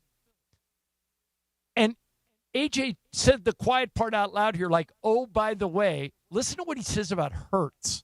Here's A.J. Brown with Sal Pal. I will always have love for Philly, regardless of if I'm liked or hated. It's love, We won a Super Bowl together. I'll never forget that. I love my fellow teammates. I still talk to them. It's love, man. Talk to Jalen? Not him, but a lot of guys. But I'm sure we'll probably catch up at some time this week. Not him. Not the most important guy on the team. Oh, but did he just say the quiet part out loud? See, I would have a problem or think something was in the water had they not spoke today after practice. Had they not hugged it out and had a long conversation after practice today, I'd be like, yeah, I think AJ and Jalen are still beefing. But I think receivers, offensive guys in general, they can be a little diva-ish. Right. Have you ever met a receiver who doesn't think he's open on every play? Yeah, no. Every receiver's open every single time they run around, even if it's double coverage, prevent defense, throw the ball. I don't know. I feel like they had a falling out. I feel like they've talked since, and I think that they both want to move past it. Do you think, though, so people don't get along all the time. People have different personalities. People have things that they don't like about each other. But in order for a team to succeed, you have to work together. Is there a way that somebody outside of those two on the Eagles team could have solved their disagreement? Could Sirianni have stepped in? No. Could another guy on the team have stepped in? No, that's when you let men be men. And it's up to those two individuals to hash it out and make it work. Anybody stepping in between is just asking to have to pick a side now. And it's just not something you do, especially in a locker room. The head coach can't. So despite the fact that they were phenomenally successful on the field, they couldn't continue to coexist if they hate each other. No. Yeah. I mean, we see it in not just sports. We see it in what we do. We see it all over. Right. You have to like the person you're working with over time or it wears on you. And eventually the small things become big things. And then you see a big blow up, which is what we saw with the Eagles, which is what we saw with Skip Bayless and Shannon Sharp, which is what we saw with Donovan McNabb and Terrell Owens, and the list goes on and on. But Shaq and Kobe. You're telling me that, let's just say Jordan Mailata. Let's just say Jordan Mailata knows these two guys really well.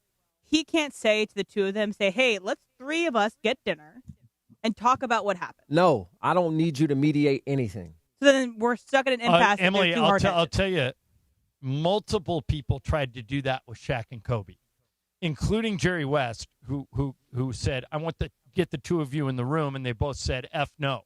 As men, you have two choices. Either we're going to say what we need to say face to face and hash it out, and whether we decide to be friends after this, no, we're going to have a man-to-man conversation and go our separate ways, or we're going to fight.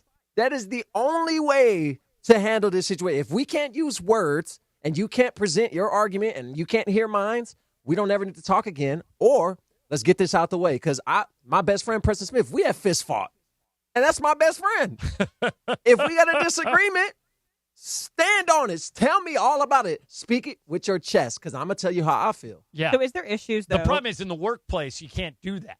The minute you guys start swinging at each other, the suits, the people like Bergman will say, well, we can't have that. I will say physical altercations should not be the answer to your problems. I will say that. But sometimes they are, sometimes to Sue's point. Sometimes that's all there can be done. Is there something to be said, though, about Jalen Hurts' leadership, that he was so hard-headed and would not have that conversation with A.J. Brown?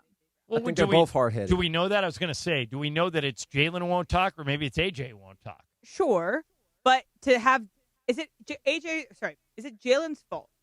He is the leader of that offense. He's the leader of that team, to let that issue get so sour. Even if it was A.J. Brown eventually that said he wouldn't talk, is it eventually his fault because he is the quarterback of the football team? Well, I think it's both of their faults. If you're not willing to compromise, either one of you, you're not going to meet in the middle. If both guys are, to your point, so if both guys are dug in. But one has more power than the other. And that's why one is still on the team and the other demanded a trade, because at the end of the day, they're going to do what the quarterback wants. It don't matter if you're the star receiver or not. They're going to make the quarterback happy because he gets the ball in his hand every single play, and he's the face of the franchise. And sometimes the disagreement might be one where you can see both sides. I'll give you an example. The reason Shaq and Kobe broke up, and I was there, and I worked through all of this.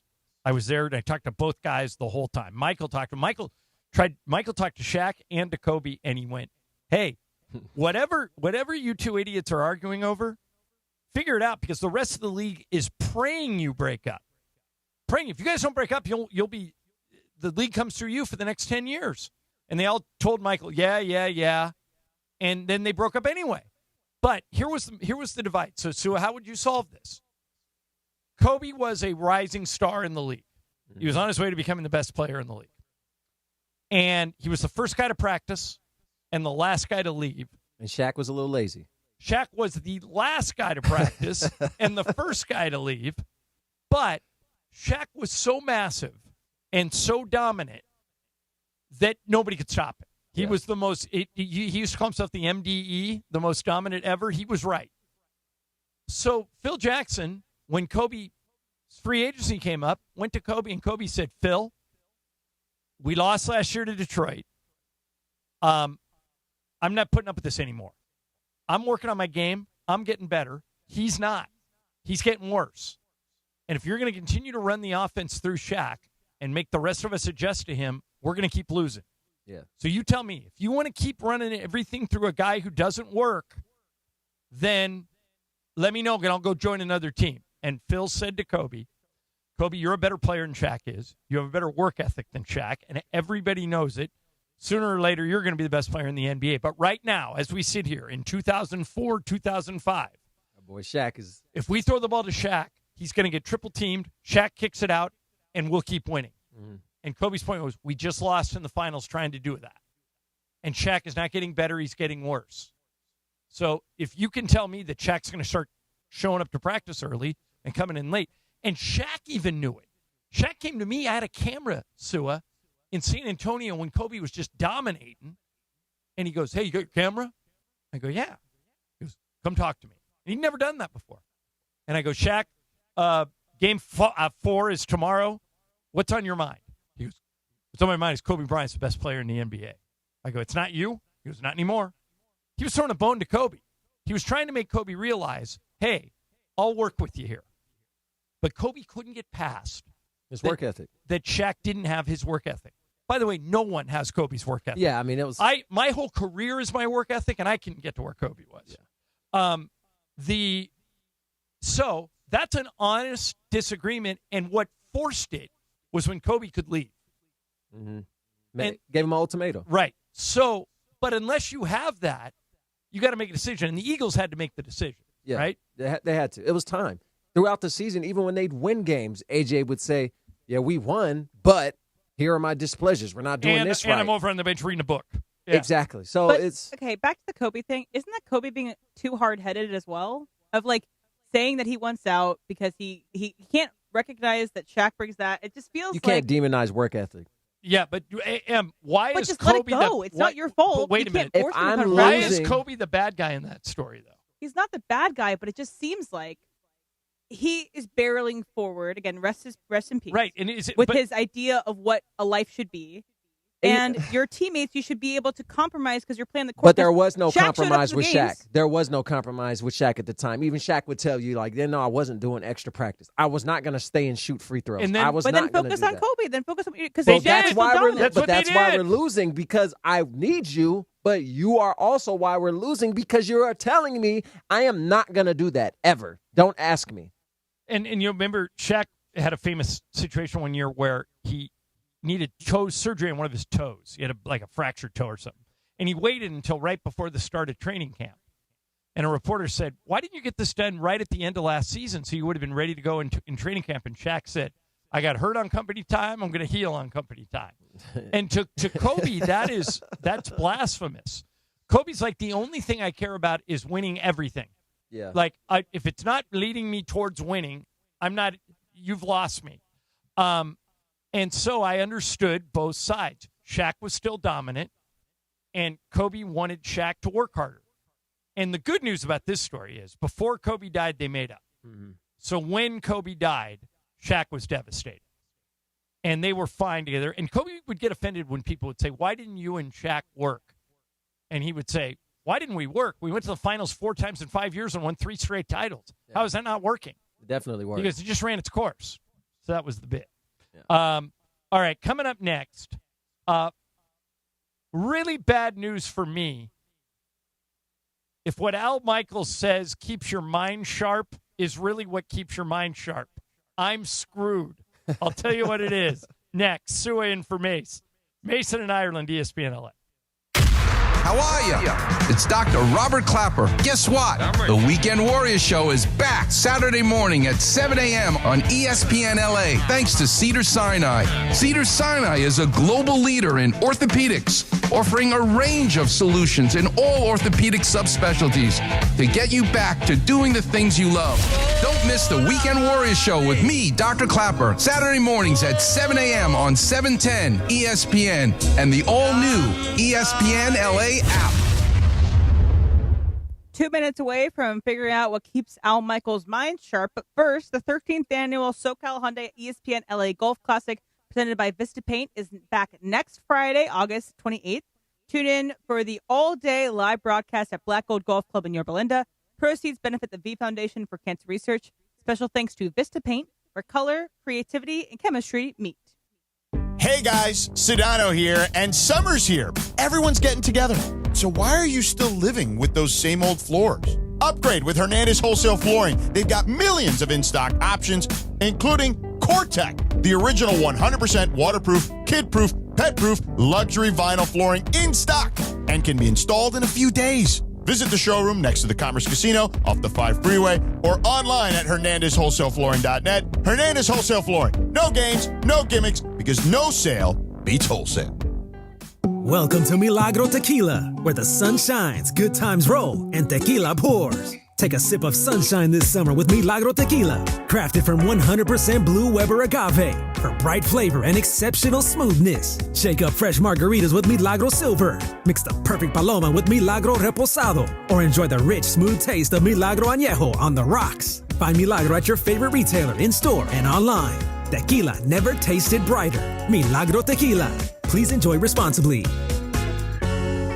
Hey, LA and OC, if you love great food and smart prices, you need to know about Wild Fork Foods. Hosting, grilling, you just want a great dinner? Start at Wild Fork Foods. Find your local SoCal store at wildforkfoods.com. Wild Fork, quality meat and seafood, low prices, largest variety in one store.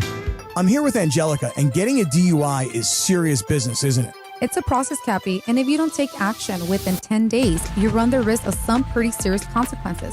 Start by calling or going to fixmydui.org. One of many things Fix My DUI does is help individuals rebuild their lives through stability and reducing the risk of future mistakes. We do this through education and ongoing support. So the first thing you do, visit fixmydui.org or call 888-607-7077. We can help. When's the last time payroll was the easy part of your week? With Gusto, it can be. Gusto is the all-in-one platform designed to take the hassle out of managing your team, from payroll and compliance to hiring, onboarding, and more. With Gusto, you can get back 2 full days each month with all the time you've saved. Go to gusto.com today and learn why over 500,000 small businesses choose Gusto. That's GUSTO.com. Gusto.com. Rich Eisen here with some advice. If high-interest credit card debt is grinding you down, it might be time to call an audible with a SoFi personal loan. It consolidates your debt into one low monthly payment with no fees required. And with as soon as the same-day funding, you can make the right play fast. Call an audible on your debt today at SoFi.com/debtplay. Loans originated by SoFi Bank N.A., member FDIC. Terms and conditions apply. NMLS 696891. Fast funds terms apply at SoFi.com/debtplay. The biggest show on the radio. I got from M and Brian a can of Ready Whip, which will not go to waste. Take a hit. Take a hit. Take a hit right now. Yeah. Mason and Ireland on 710. By the way, you know who loves this sound? My dogs love this sound. There we go. Nice. Back to the guys.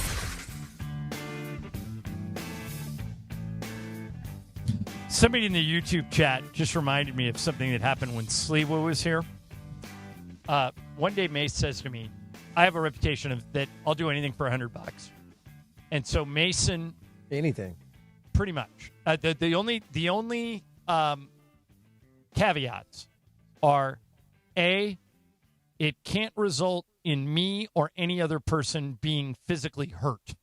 Okay, like you can't say to me, I'll give you $100 if you walk up and punch Sue in the face. Okay, because number one, you wouldn't be hurt at all, but the returning punch would ruin me. So no, I'm not punching you back. I'm going down, and the lawsuit's going to be crazy. Right.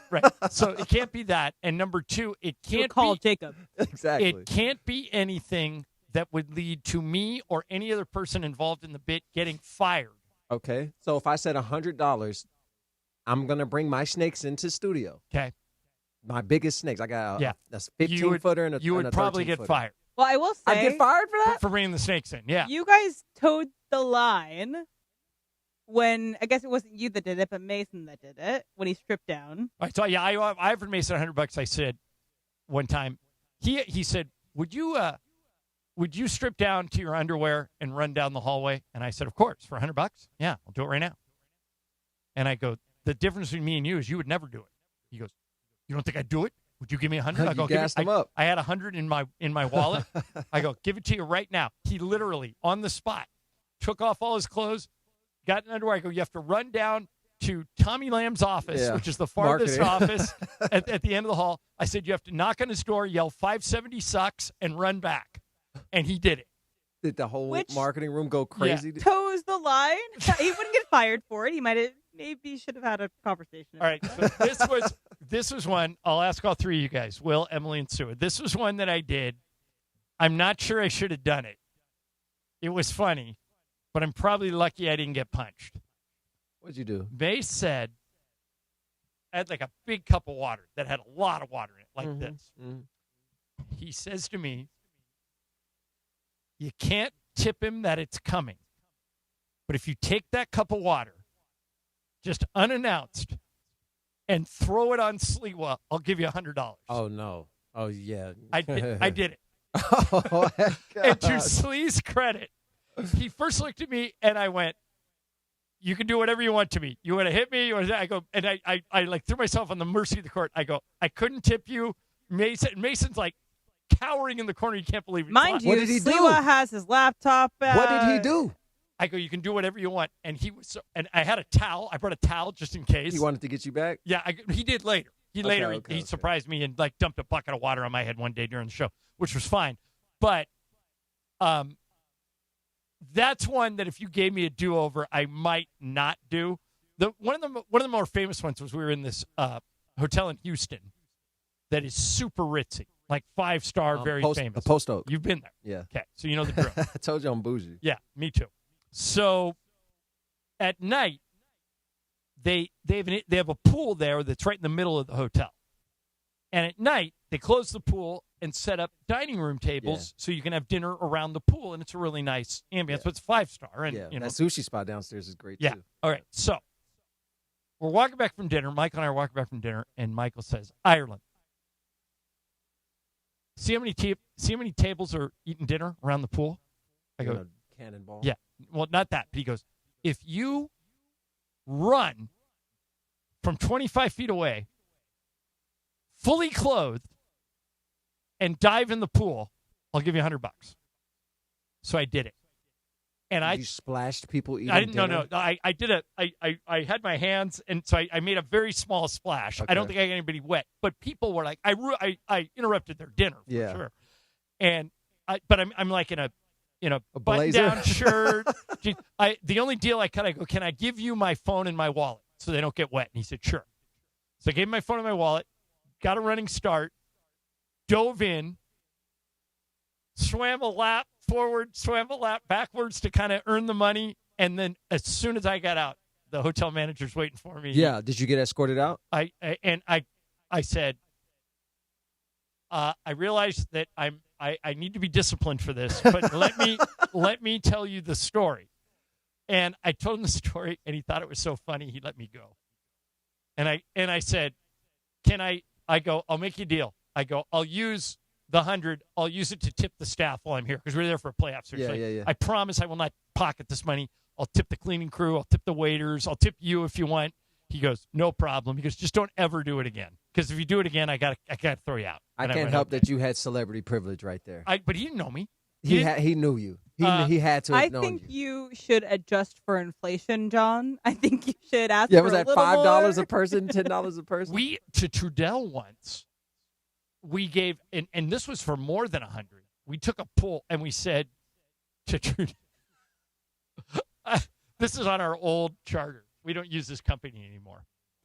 But Trudell, we said, Trudell's like 5'8". Yeah.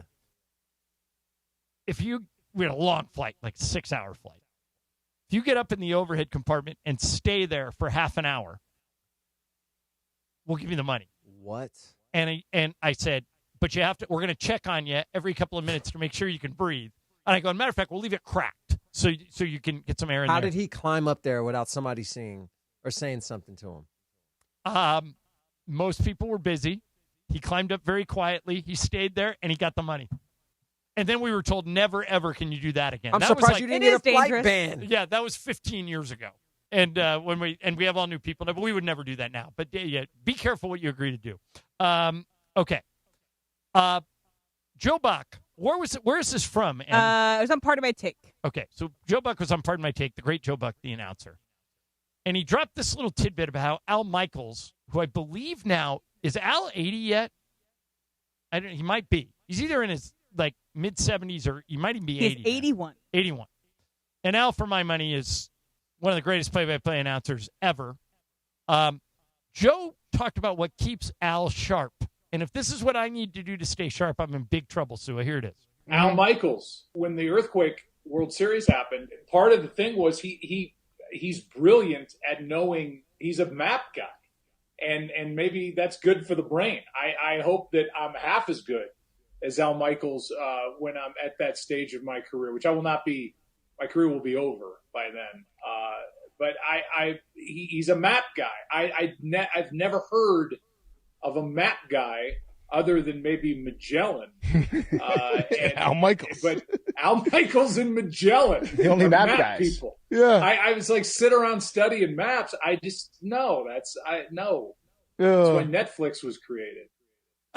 Sue, I've shared this with others. I don't think you were here when I mentioned it. I have no directional sense. Yeah, I was told. Like, even right now, I can't tell you if that's north, south, east, or west. How? Just look at where the sun is. Do you know where the sun rises? No. You don't know where the sun rises. I assume it rises in the east and sets in the west. Yes. So wherever you're facing, that's how you determine north and south. Yeah, I've If just east is never on your left or right. This skill that you possess, I've just never learned it. I don't possess it. You can drop me off anywhere in SoCal blindfolded. Right. Anywhere south of Bakersfield, and I can get back home no problem. You know how I get back home no problem? Uber? No. I put it in my phone. But you were around with like the big old maps when you're driving across the country, because my parents tell me a lot about Thomas guides. Yes, Well, everybody Thomas my guides, age had a Thomas guide. or just like a guide to the entire country if you're going up. But my parents would read it. I could find it. I could look up in a Thomas guide which way to go. But if you said to me, if Sue called me and said, "Hey, meet us in downtown Houston in an hour," I said, "Well, I'm in Austin.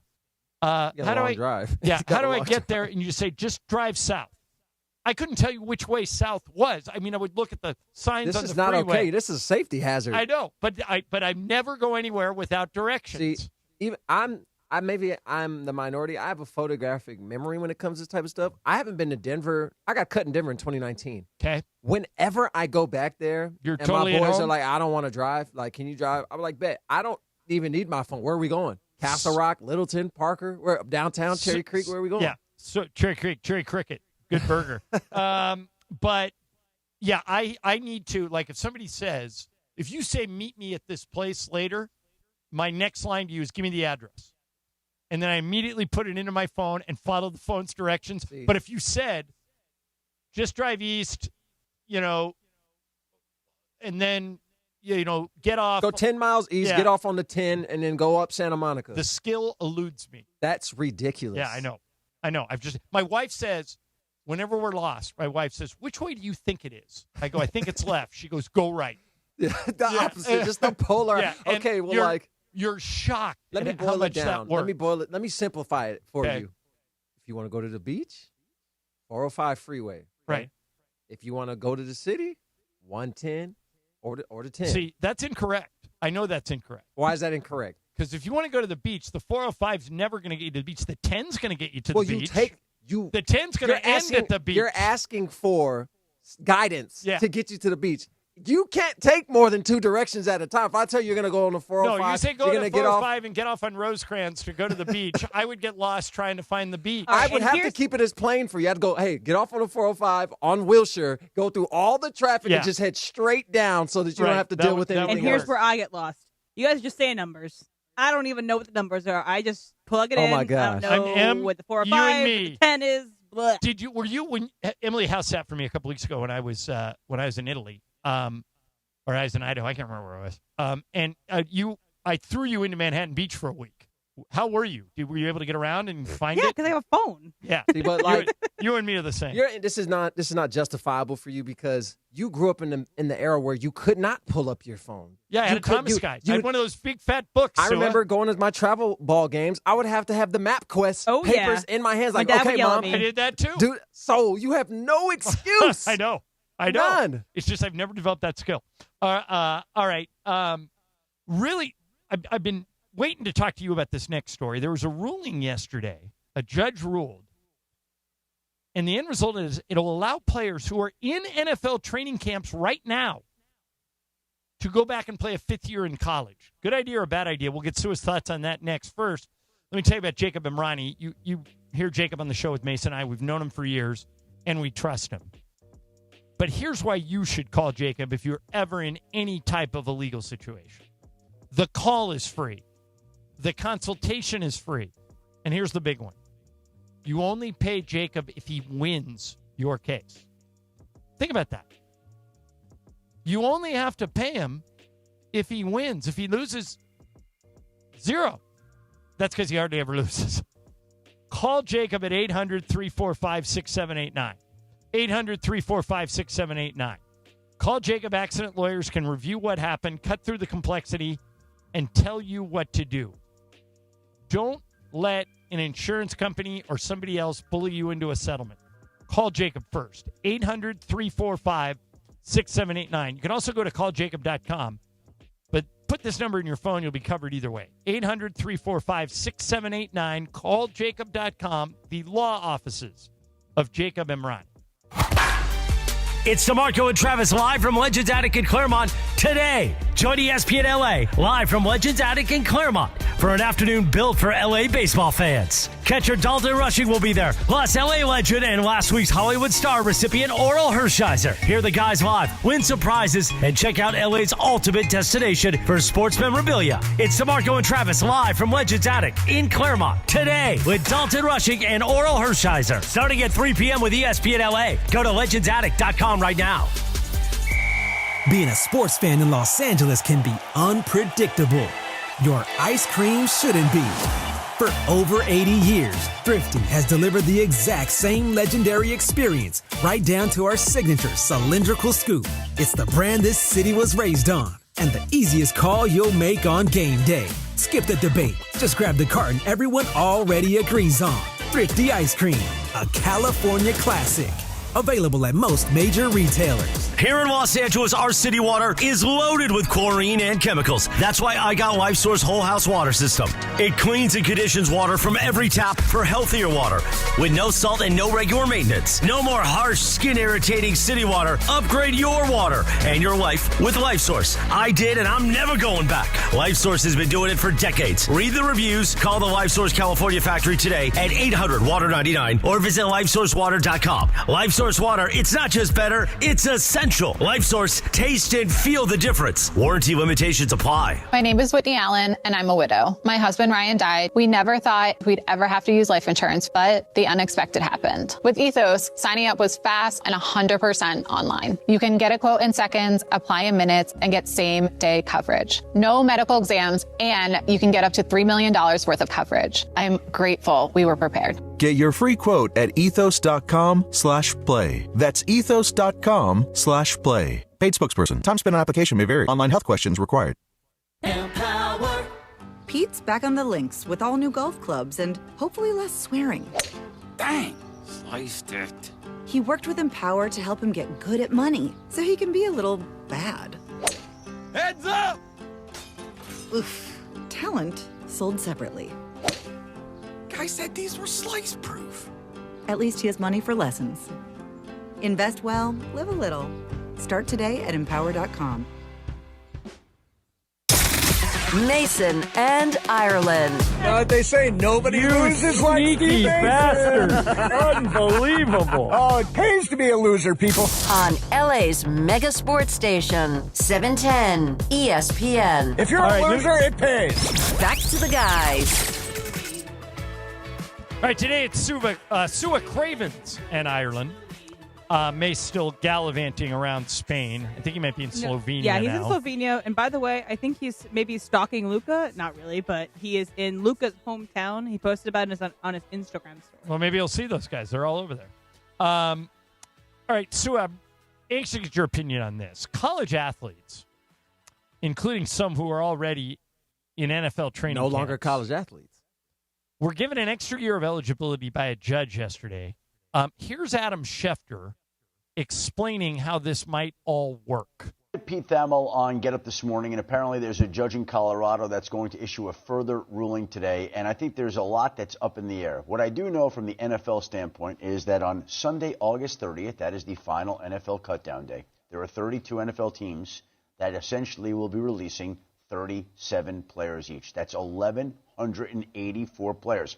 I don't know how many of those 1,184 players have used up all 5 years of their college eligibility, but I would venture to say probably not a lot. So you're talking about the prospect of multiple players who don't make it on the NFL rosters, then having the option, potentially, of going back to play in college football. And then there'll be cases where even a player who has the chance to join a NFL practice squad or even an active roster at the veteran minimum might opt to go back to college football. So college football programs now, as Pete Thamel alluded to, are actually looking at NFL teams and studying preseason tape to figure out how they might round out their roster. And if they're bringing in NFL players on September 1st, then that means they're cutting some players from their college programs. And we are living in an unprecedented Wild West world where it's gotten crazier and crazier. And this may be the single craziest moment that we've seen yet. Sua, is this a good thing or a bad thing that 1,000, maybe 1,100 players become available? By the way, a lot of college teams will have already played a game by August 30th. It's a bad thing. It's a terrible Tell thing. me why. Well, one, you signed a professional contract. You've already declared you had 4 years to get tape and make a name for yourself. You haven't done that, and then you got cut because you weren't good enough to make it at the next level. The writing is on the wall. It's time to get a job, brother. Whether you want to be a GA, whether you want to go play in the Canadian League, whether it cannot be college again where these kids are wanting a fair chance, the same opportunity you had of 4 years with people that were not pro athletes.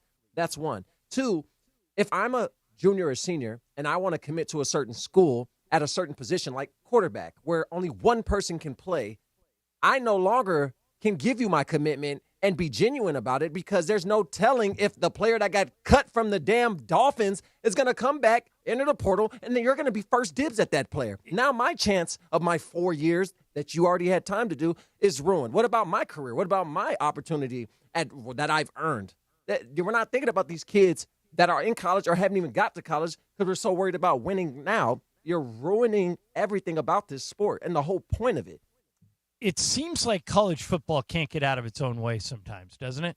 It's just about money. They're Right. so I mean, and it's not just college football. It's everything. Everybody's so money hungry that we lose all common sense to justify jumping through these hoops to get the dollars. And it's sad because I remember when I was going into college, it was a privilege to get a scholarship. Like, if you were on Rivals, if you were on Scout.com, if you were on a top 150 Nike list, I was that guy. Like, man, the next 4 years, you're going to be hearing my name on Saturdays. I didn't have to worry about, wait, this dude on the practice squad that declared last year who wasn't anything in college now, but because he's 4 years older than me and has 4 years of college experience and plays the same position as me, now I have to sit behind this man because he wasn't good enough to slice the bread? This is ridiculous. Well, but I agree with you. I think you make great points. Are they going to be able to put the toothpaste back in the tube, though? They granted 5 years of eligibility to most college players moving forward, and that's why these other guys are coming back saying, wait, what about me? Can you stop the train? No. I agree with you, You can't. that it's bad, You can't. Blame the but NCAA. it's happening, right? Blame the NCAA for all of this. Their greed are the reason why all of this is taking place now. So if this is what it is, and it's all about money, and nothing else matters, I want parents and I want universities to stop acting like they care about these kids getting education. No, you don't. No, you don't. You could, besides the last 3 years, I guarantee these people complaining about their education. What about them? They're students first. Name me these guys' majors without looking at their bio. Tell me what his major is since you care so much. You can't. You can tell me he had 2,000 rushing yards, Right. though. You can tell me how many touchdowns Every he had. college coach I've ever met will don't- say that. Y'all don't care about it. Yeah, we'll But don't you sign over your eligibility when you declare for the NFL? Yes, you do. Yeah, Once you that's what sign this- a that's professional what this court contract. case is about. That's the issue, though. So you're signing it over. That should be the end of the story. You made a decision. So, okay, if we're going to let this back and the floodgates are open, let's stop acting like these are student athletes. They're just athletes. Yeah. Give everybody that decides that leaves high school, you are a 1099 independent contractor and you represent the school's football team. And if you want to be a student here, we will take the funds out of the money we are paying you to play here to be a student as well. That is a choice, but you don't have to do this. And you can leave after 1 year. You can go play 1 year here, 1 year there, 1 year there, but you get 4 years and then you go pro. And if you can't cut the onions, sorry, but make it the G League. Make it the NFL G League. Well, why limit it at 4 years? So G League, okay, John, correct me if I'm wrong. You can play in the G League for 20 years. Yes. Because you're signed to a team. So if that's the case, if we're going to make the NFL G League college football, it's going to be USC's football program is not attached to the school in terms of needing to have an education, someone could play in the college football for 20 but then years. you'd have to get rid of NFL practice squads, which is not going to happen. And well, here's the other thing. Sue, you left USC after your junior year, right? Mm-hmm. If you wanted to be that guy, I should be you able to could get a year lawyer, and you could go to Lincoln Riley and say, I want 1 year back. Hey, man, I'll come play with you for 1 year. I got a year of eligibility. Why can't left. I? Why can't I? Under the new rules, you Why probably can't- could. So, like, what's stopping people? Yeah, it's a bad idea. I You're think right. this is going to be fought kind of similar to what happened to Brendan Sorsby, where that judge ruled that he could come back. And another judge will fix it? Exactly. Yeah, hope so. Hope so. All right, coming up next, Fast Track. Emily's got stuff for us. She'll throw it at us next. Sue in for Mace, Mason in Ireland, ESPN LA. 710 ESPN, your home for the 17-time world champion Lakers. KSPN Los Angeles, a good karma brands radio station. USC football. Fight on. Miller at the 5.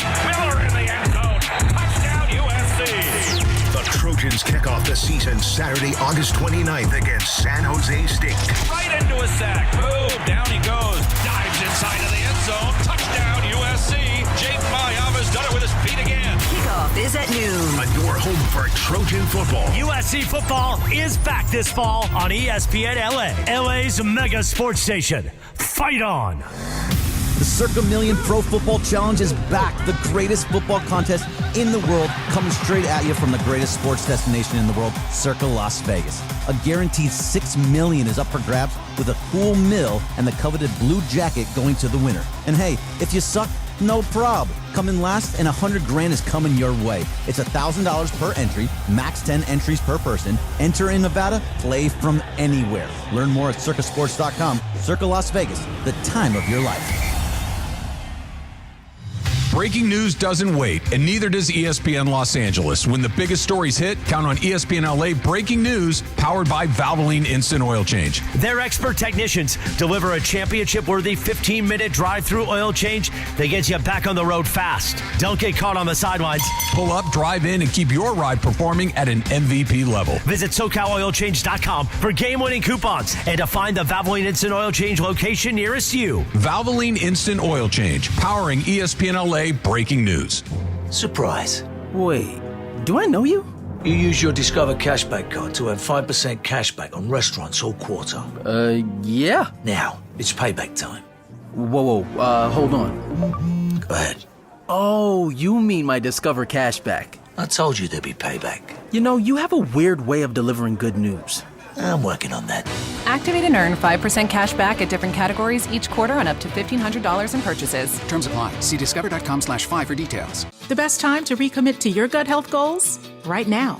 Take charge of your gut with Nature Made. Our clinically studied ingredients support digestive health. Digestive enzymes break down nutrients. Probiotic and prebiotic fiber nourish good gut bacteria. And super greens with probiotics empower daily digestive health. Try the full lineup of gut health support from Nature Made, the #1 pharmacist-recommended vitamin and supplement brand. These statements have not been evaluated by the Food and Drug Administration. These products are not intended to diagnose, treat, cure, or prevent any disease. And it is 2 p.m. in the Southland on the biggest show on the radio, Mason in Ireland. It is time for Fast Track. Fast Track. The return of Fast Track, driven by our friends at Cerritos Auto Square. Why do more people buy their car at Cerritos Auto Square than from any other location in Southern California? Easy. With 24 dealerships side by side, car shoppers can find the right car at the right price at the right location. Cerritos Auto Square. Learn more at CerritosAutoSquare.com. Time for Fast Track. Down low is 350Q, 3.25 horsepower, 4-speed, 410 gears, 10 coats of competition orange, hand rubbed lacquer with a blue plain manifold, open race cams. Fast Track on Mason in Ireland. Time for Fast Track. Take it away, Mace. All right, no Mace today. Sue at Cravens in for him. Zoom, Em. Mattel, the toy company, announced the Uno Championship Series, a live tournament promising a, quote, adrenaline-fueled competitive spin on the classic card game. In-person and digital qualifiers lead to a championship in Los Angeles on November 11th with a $50,000 grand prize. Is there a child's game you think you could be a professional at? Like a child's board game, card game, you could be a professional. Is Monopoly a Yes. child's game? Monopoly, hands down. You know, there are people that like play it for a living. My family members refuse to play Monopoly with me because they're like, somehow, some way, Sue would always wins. Does the table get flipped? No, they literally, I have groups of my family conspire against me before the game. Like, hey, I won't charge you if you don't charge me. We just got to get Sua out first, and then we'll start playing by the regular rules. I'm like, what is this? It's not going to change the inevitable. Right. So, Emily, as you know, I'm like ridiculously over the top competitive. So there's this game that we play, and our friends have now made a rule that John and Lisa cannot be on the same team because we'll kill each other. Have you guys ever played catchphrase? Yes. So catchphrase is basically you have this thing. It's like it's a wheel, and a name will pop up. And let's say the name is Jack Nicholson. And I have and so I'm trying to get you to say Jack Nicholson. Here's Johnny. So right, I can do that. I can say, all right, this guy's a big Laker fan. He's One Flew Over the Cuckoo's Nest, The Shining, whatever to get you to say Jack Nicholson. And if you don't get it, you can go to the next one. And so our neighbors and other people, our friends, will come to Idaho to play. And Lisa and I are so competitive that we yell at our teammates that don't get it. Like, it's Jack Nicholson, Cravens. What is wrong with you? Are you drunk? And then our friends all go, I don't want to play this game anymore. Why? Why? It was supposed to be competitive. Right. I'm the same way. What's yours, Em? Honestly, I'm pretty good at that. I'm pretty good at like the cinephile game with the right person. Right. We haven't played that in a minute here. We could bring it back once both you and Mace are in person. But yeah, it's those like celebrity games I'm pretty good at. Will, are you good at board games? I am. I'm pretty decent. I'm pretty competitive. What's your favorite one? My favorite, I grew up a lot Monopoly during COVID. You don't want to smoke. Oh, we could do this. You don't want to smoke. Oh, let's tape both of y'all playing some Monopoly. We could do this. That's, board I call games. the boot. I'm the Jordan By the way, 7. if you guys are playing Monopoly, just use the Donald Sterling philosophy. Buy everything and don't sell it. I hold on to everything. Yeah. I got that old money on Monopoly, baby. I'm a tough negotiator. We can do this. Oh. We might have to make this happen. What's next, Em? Before I get to what's next, did you by chance miss the Ralph's High School Football Weekly? You might have, but if you did, no problem. You can watch it back anytime on the ESPN LA YouTube channel. Join Beto Duran as he breaks down this week's biggest high school football matchups and interviews some of the biggest names in the Southland. Watch it now on the ESPN LA YouTube channel, presented thanks to Ralph's.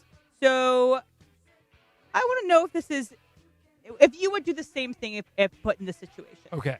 So a young woman named Jamie Cowsey graduated from Alabama, and she had posted online that she was having difficulty making ends meet. She was a first-time college graduate. She was working a couple jobs, but it was still really hard for her to make ends meet in college. She posted this on TikTok and caught the eye of one Olivia Rodrigo. Olivia Rodrigo DM'd her separately, said, "Hey, I saw your story. I would love to help you out, and here is $5,000." Like, her manager reached out to her manager, got connected, and it is true that Olivia did send this money to this girl. Well, Jamie graduated this past May. Congratulations to her.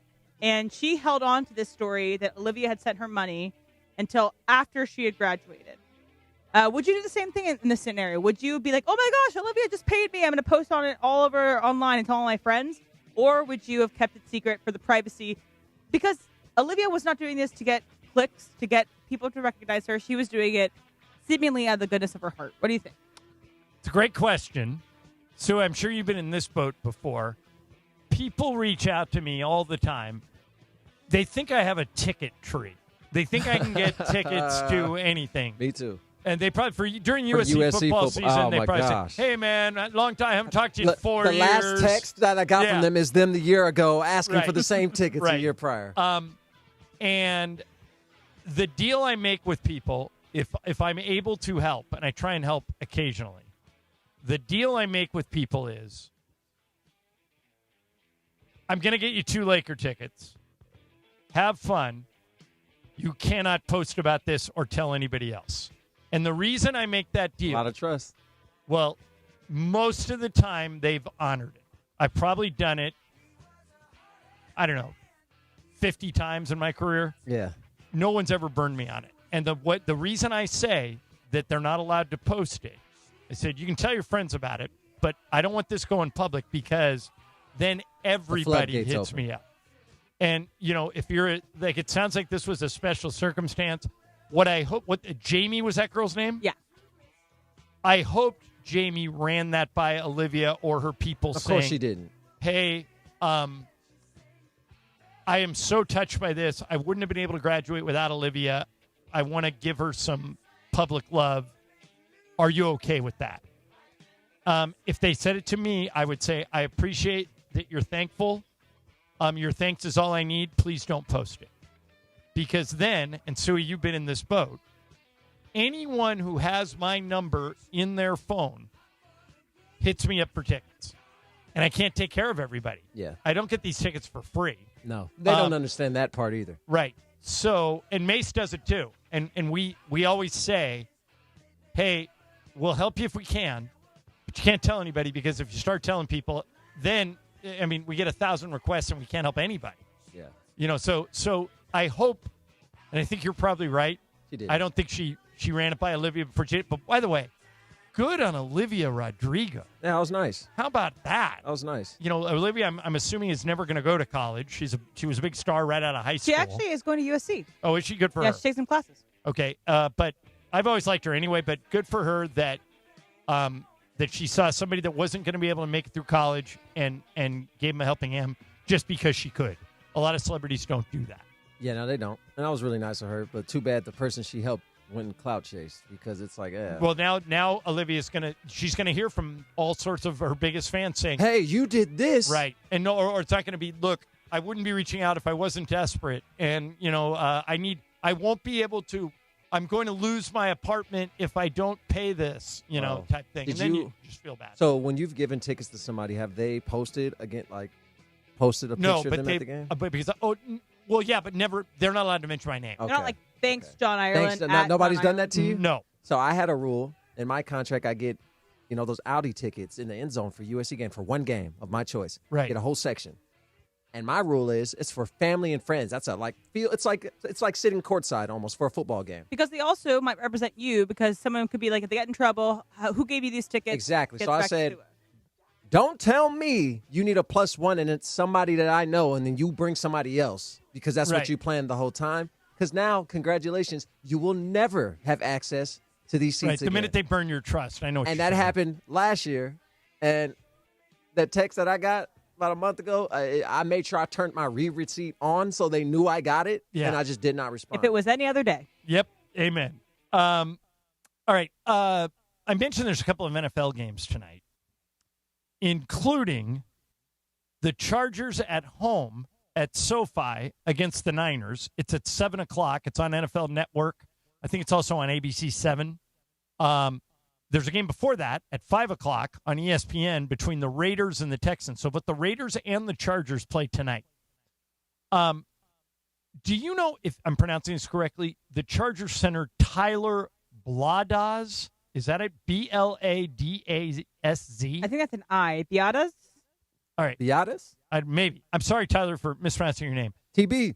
Is out indefinitely after suffering damage to his ACL and additional injuries to his left knee during Tuesday's joint practice against the Niners, according to Ian Rappaport. He'll meet with doctors later today to get more clarity. Sua, I got a lot of friends that work for the Chargers. A lot of my old Laker friends have now since gone to work for them, rooting for those guys. I like Justin Herbert. I'm picking the Chargers to win the AFC West this year. I know the Broncos over my Broncos. I know the Broncos are the favorite. Have you looked at the Broncos' schedule? Have you looked at our defense? Yeah, but look at the schedule. It's hard. So I got Chargers 1, Broncos 2, Chiefs 3, Raiders 4. Am I an idiot to continue to pick the Chargers to win things when it seems like they get snake bet like this every year? Yes. Yes. Last year they lost their whole offensive line. Speaking plainly, yes. And Herbert needs to take the next step. He needs to take the next step. Well, they brought in Mike McDaniel. Hopefully that'll help. The offense should open up, but still, Herbert has been awful in playoff games.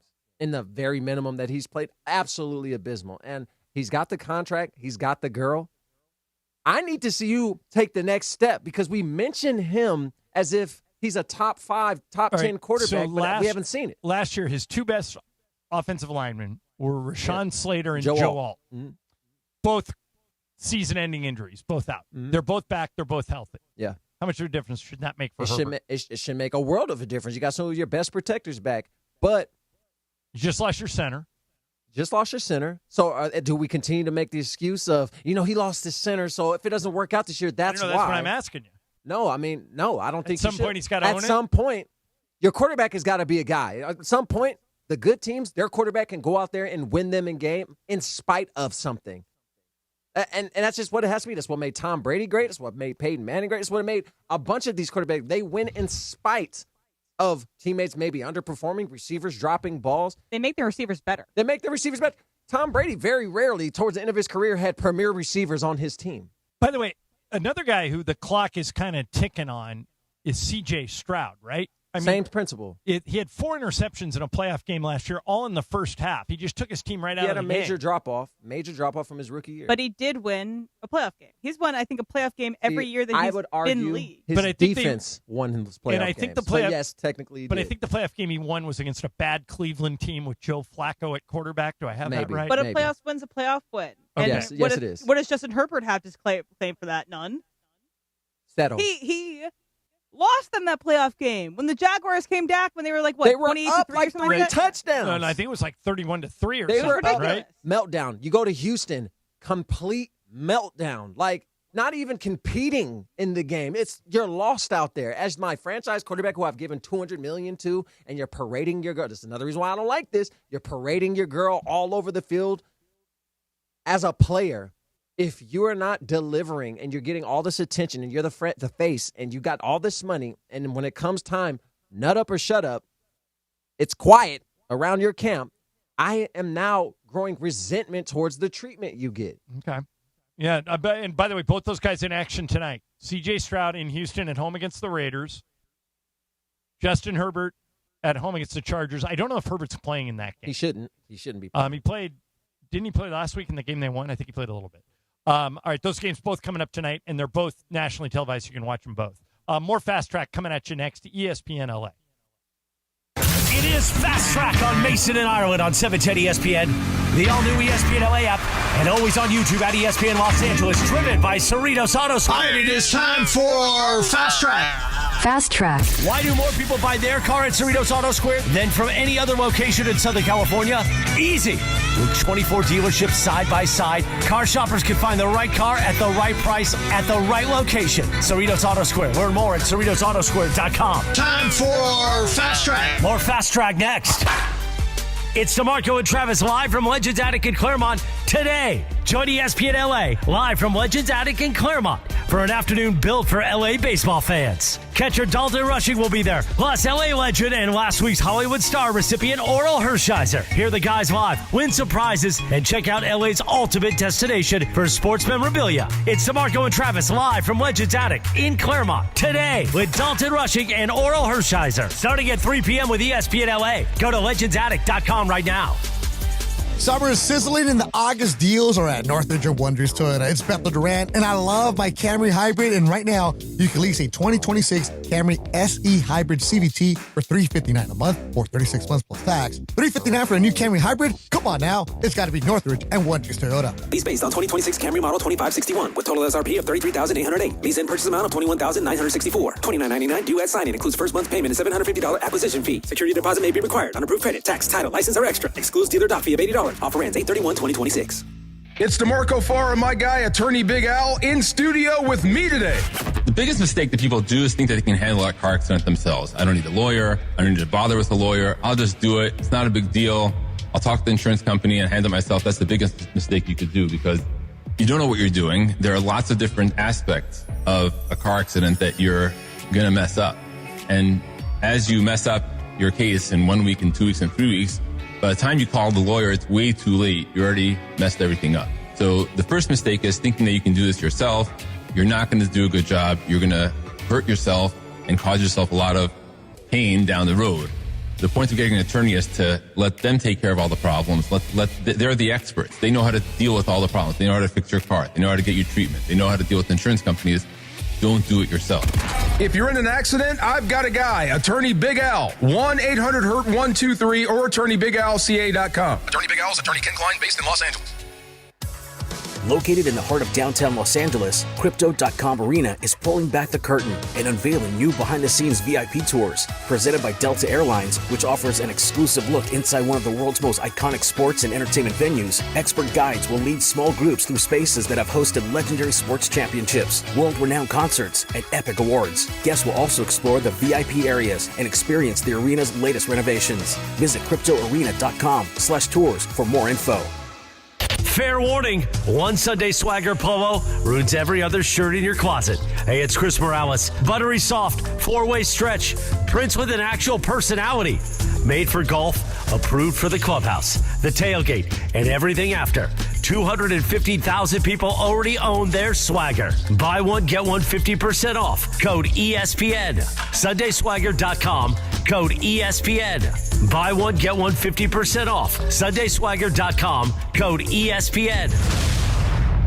Hey, it's Wendy here. Are you looking to rebound from your high-interest credit card debt? A SoFi personal loan could help. Consolidate your debt with a SoFi personal loan into one low monthly payment, and you could save money on interest over time. And with as soon as the same day funding, you could hit the ground running ASAP. Apply today with no fees required at SoFi.com/debt rebound. Loans originated by SoFi Bank. NA member FDIC. Terms and conditions apply. NMLS 696891. Fast funds terms apply at SoFi.com/debt rebound. Harry Douglas here to help you get in on the sweet life with Cotton Candy 5-Hour Energy. It's that classic throwback cotton candy flavor, but with zero sugar and a 5-hour energy boost. I keep these with me so I can tackle that sweet tooth with a tasty caffeine kick and no guilty sugary aftermath. Bring on the sweetness with Cotton Candy 5-Hour Energy Shots. Cotton Candy 5-Hour Energy. Available online at 5hourenergy.com or Amazon. Fast Track.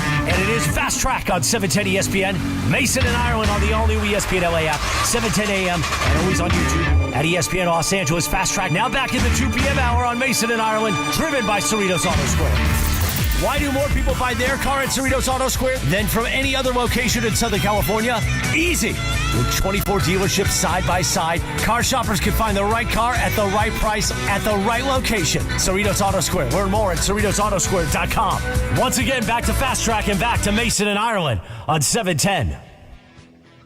All right, zoom, Em. What do you got? You may know this better than I do, John, how to say this person's name. Amanda Anisimova? Yeah, she's a tennis player. She's a good tennis one. player. So, it's not the U.S. Open, but this is the Cincinnati Open happening right now, right, John? Or is it a different one? Okay. Yeah.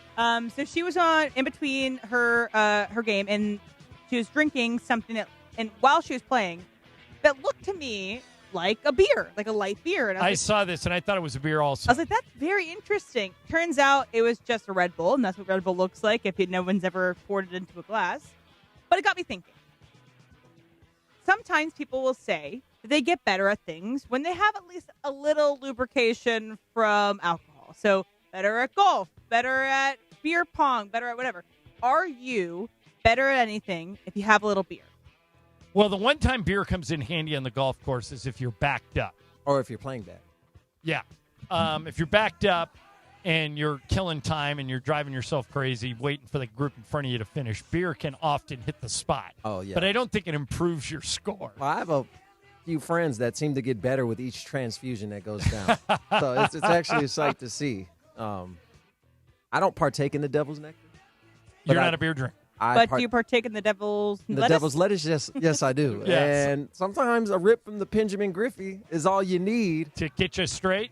To get on the greens again. You're playing the role of Steve Mason in more ways than one today. Getting blitzed. Yeah, I can't think of a situation where beer would actually improve my performance. Can you? I mean, beer pong does actually feels like you get out of your head a little bit. You're in a kickball league. It sounds like that might be enhanced by beer. I will say, my kickball league, there is no drinking. We are actually competing. It's that serious. It's pretty serious. We drink afterwards. Bowling? I guess.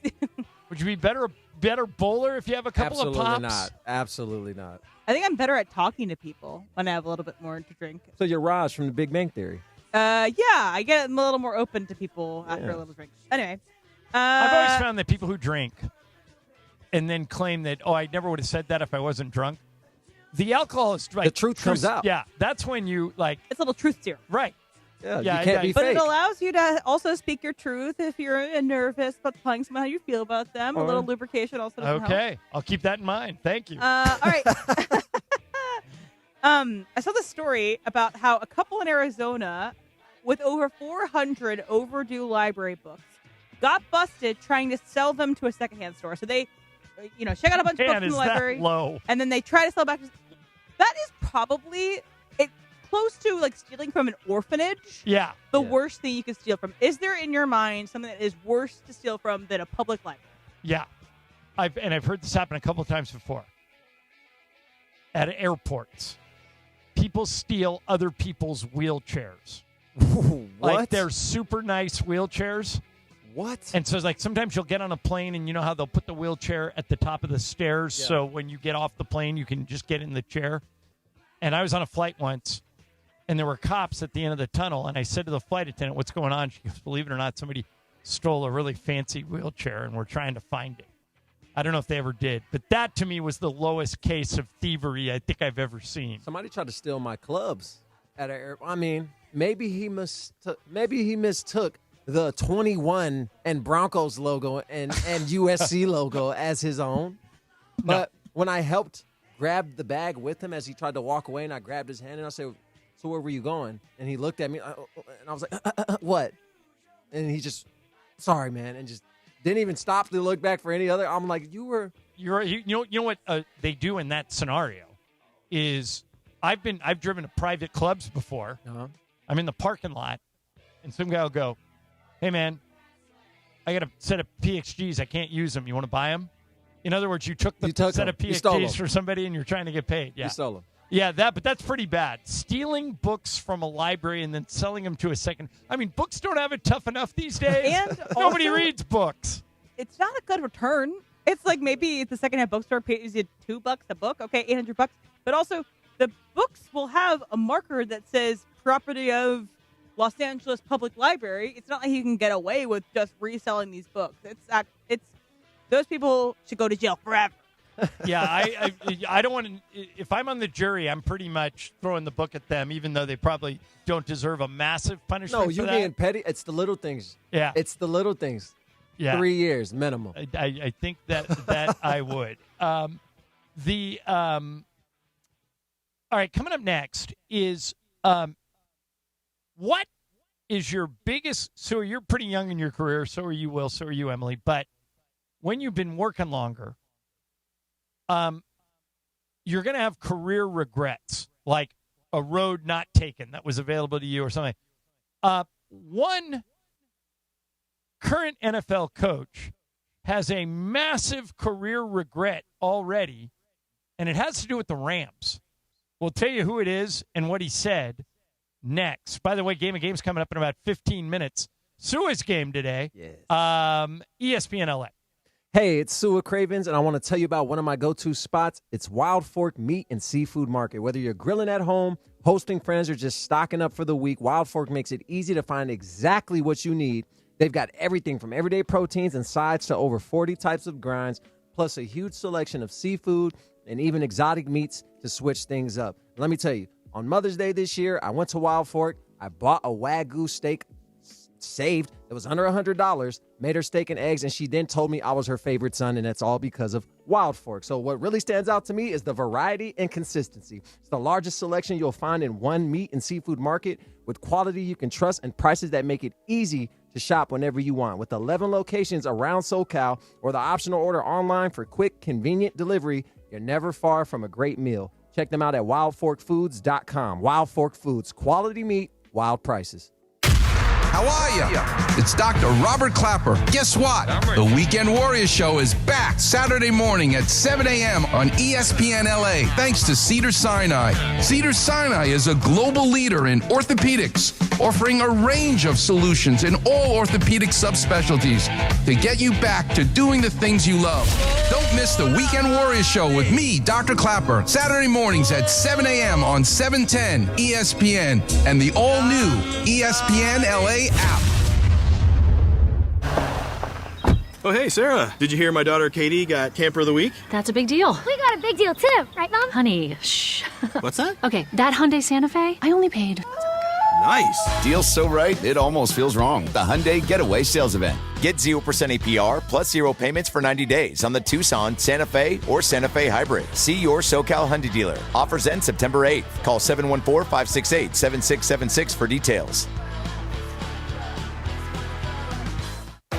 When it comes to hiring, other job sites are still huddling, while ZipRecruiter's already in the end zone. What's the advantage? With ZipRecruiter, when you need to hire someone fast, you get them fast, but you also get the best person for your job. It's a win-win. Plus, ZipRecruiter doesn't depend on candidates finding you. It finds them for you. Recruiting a team or looking for fresh talent, ZipRecruiter covers the field with their powerful technology and immediately starts showing your job to the right candidates. That's why over 4 million businesses have used ZipRecruiter to hire, and why 4 out of 5 employers who post on ZipRecruiter get a quality candidate within 1 day. ZipRecruiter makes hiring faster, smarter, and more efficient from post to hire before the competition can even line up. Get in the end zone with ZipRecruiter, the smartest way to hire. Try it for free at ZipRecruiter.com/LA. That's ZipRecruiter.com/LA. This is the story of the one who keeps multiple buildings running smoothly day after day. Plumbing that flows, HVAC that hums, cleaning supplies that keep surfaces sparkling. That's why she counts on Grainger. With easy reordering online and 24/7 support, Grainger helps her keep the products she needs on hand. So shelves stay stocked and buildings stay ready. Call 1-800-GRAINGER, click Grainger.com, or just stop by. Grainger, for the ones who get it done. Harry Douglas here to help you ignite your taste buds with Firework Freeze 5-Hour Energy Shots. Juicy cherry, citrus lime, and blue raspberry. It's that iconic freezer pop flavor, but with none of that guilty sugar aftermath. The perfect summer kick. It's delicious, portable, zero sugar energy shot bursting with flavor. Bring on the summer with Firework Freeze 5-Hour Energy Shots. Available online at 5hourenergy.com and on Amazon. Steve Mason and John Ireland. No, I am Captain Spicy. You are not Captain Spicy. I am Captain Spicy. The OGs of LA Sports Radio. Absolutely full of crap. Okay, good. Okay. I like this. Mason and Ireland rolls on. Today it is Sua and Ireland. Sua Cravens, nice enough to sit in for Mace. And Liam Cohen, who is the head coach of the Jacksonville Jaguars, used to be an assistant for Sean McVay. And the problem, Sua, was when Liam was working under McVay, McVay called the plays. And Liam thought he needed to get experience as a play caller, so he left and went to Kentucky. He regrets it to this day, and it violates something one of my mentors told me when I first started out in sportscasting. Yeah. They said, when you're working your way up, chase people, chase situations more than you chase money. And I said, what do you mean? He said, don't just necessarily go to the place that's offering you the most money. Go to the place that's offering you the best opportunity, and go to the place where the people you're working with can help you get to where you want to go. So Liam Cohen obviously wanted to be a head coach one day. He eventually got there, but he thinks he set himself back by leaving McVay. Here's Liam. You just left, they won the Super Bowl. I'm like, I bet. But my first year, we went to the Super Bowl, Right, yeah. lost to the Patriots. And I'm like, oh, this is easy. So I thought Super Bowls were just easy, right? And so I leave and they win the Super Bowl. And now he calls me and he's like, hey, Kevin O'Connell's going to get the Vikings job. I'd love for you to come back as the OC. And I'm like, I was just an assistant position coach there. Right. I was the assistant quarterbacks coach. Now, what? So that was, again, another honor of a lifetime that I'm like, I can't pass that up. And it ends up being our hardest year and the most challenging year. And that was probably one of my biggest regrets in this profession. You ask about movements and what goes into that. Sean, at that time in 22, we had that tough year, won 5 games, and weren't really quite sure what he was going to do, maybe, in ways. And Kentucky called back, and we had just loved it there, right? It was beautiful. It was amazing. We had our first child there and kind of chased some money a little bit, and also an ego decision, I think, was I wasn't calling plays in L.A. Mm-hmm. I knew what I was getting into, but I did miss that. And not just calling plays, but leading, like leading your way. And that was my biggest regret going back to Kentucky in 23. What made it a big regret? Man, because you know what? I thought it was an opportunity. I hadn't lost a lot in my career. Like, I didn't have a ton of losing seasons or, like, be on, like, a ton of bad teams. I've been on some.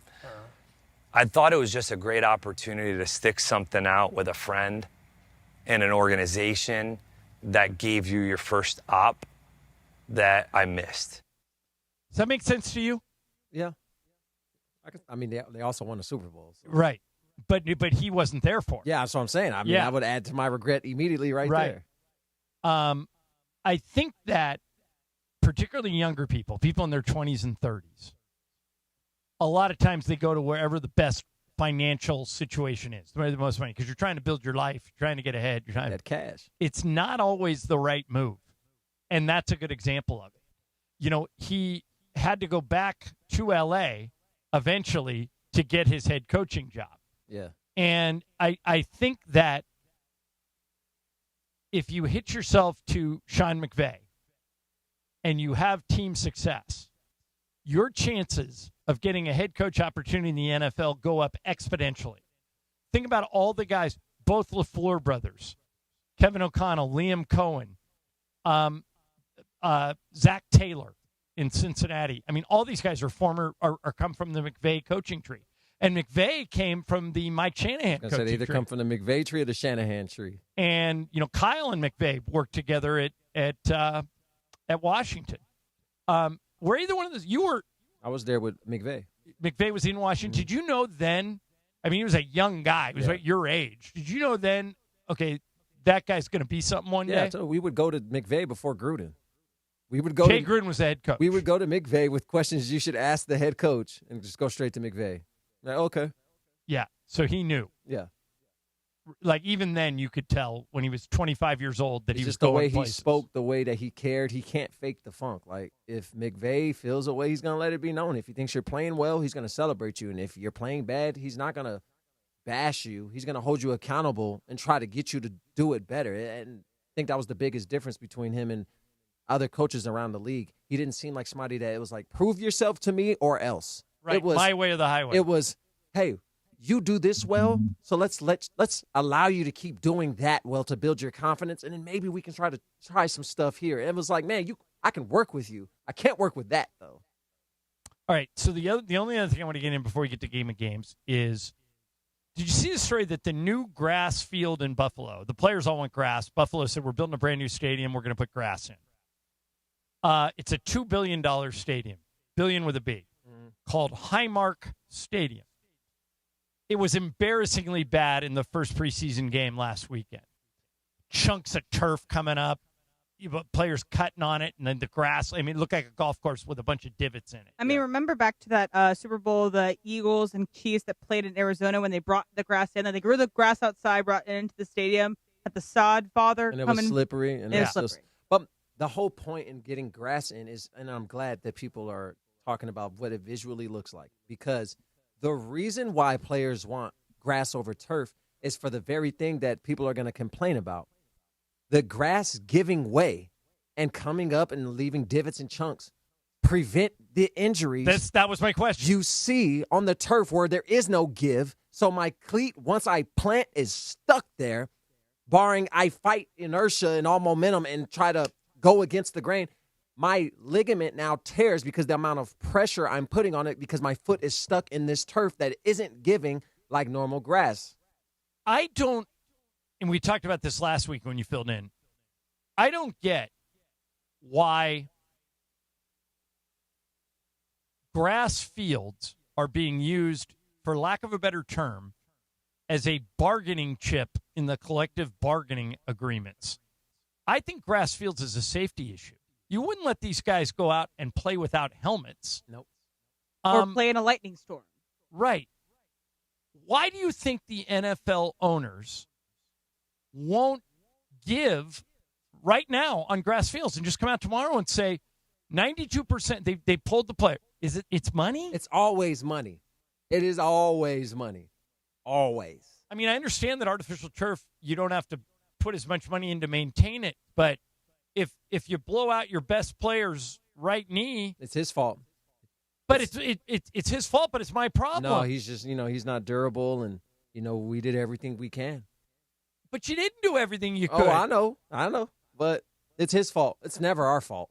We're not. We went the extra mile. It's that the truth is that cynical in this case. Yes. They care more about using that as a bargaining chip than they do about protecting player safety. 100%.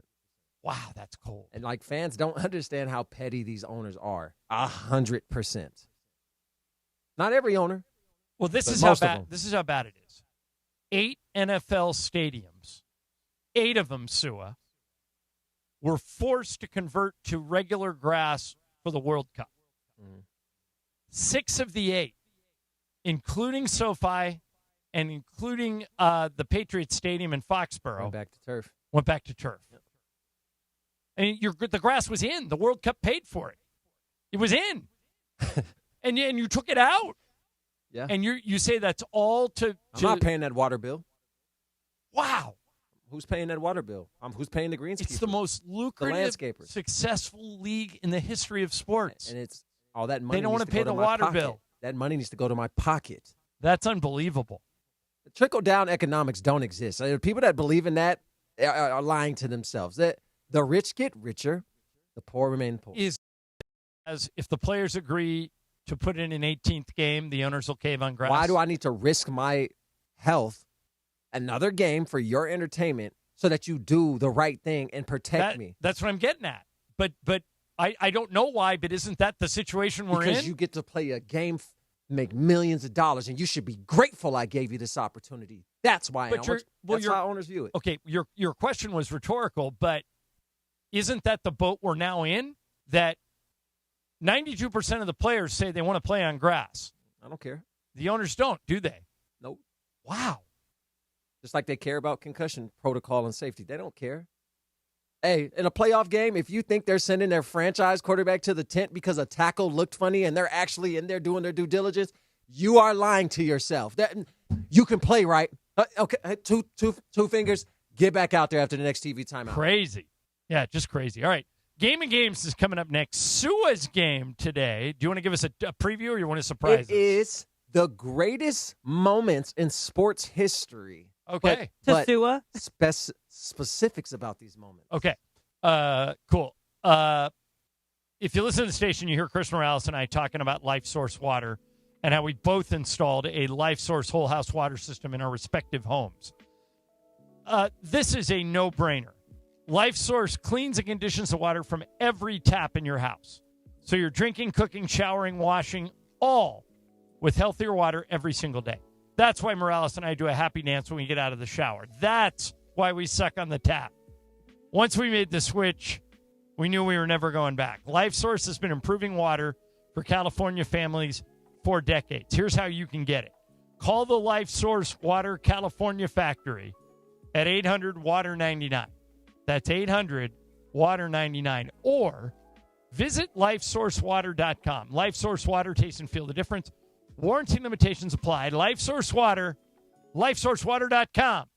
Saturday, the preseason continues for our Los Angeles Rams, this time at the Palace in Inglewood. Our Rams host the New Orleans Saints for week 2 of the preseason. Coverage will begin at 11 a.m. with the Toyota Rams countdown to kickoff with Marcus Grant, Sua Cravens, and producer Emily. Kickoff from SoFi at 1 p.m. Rams Saints, week 2 of the preseason. Hi, this is Matthew Stafford of the LA Rams. The Rams play here. Saturday on ESPN LA.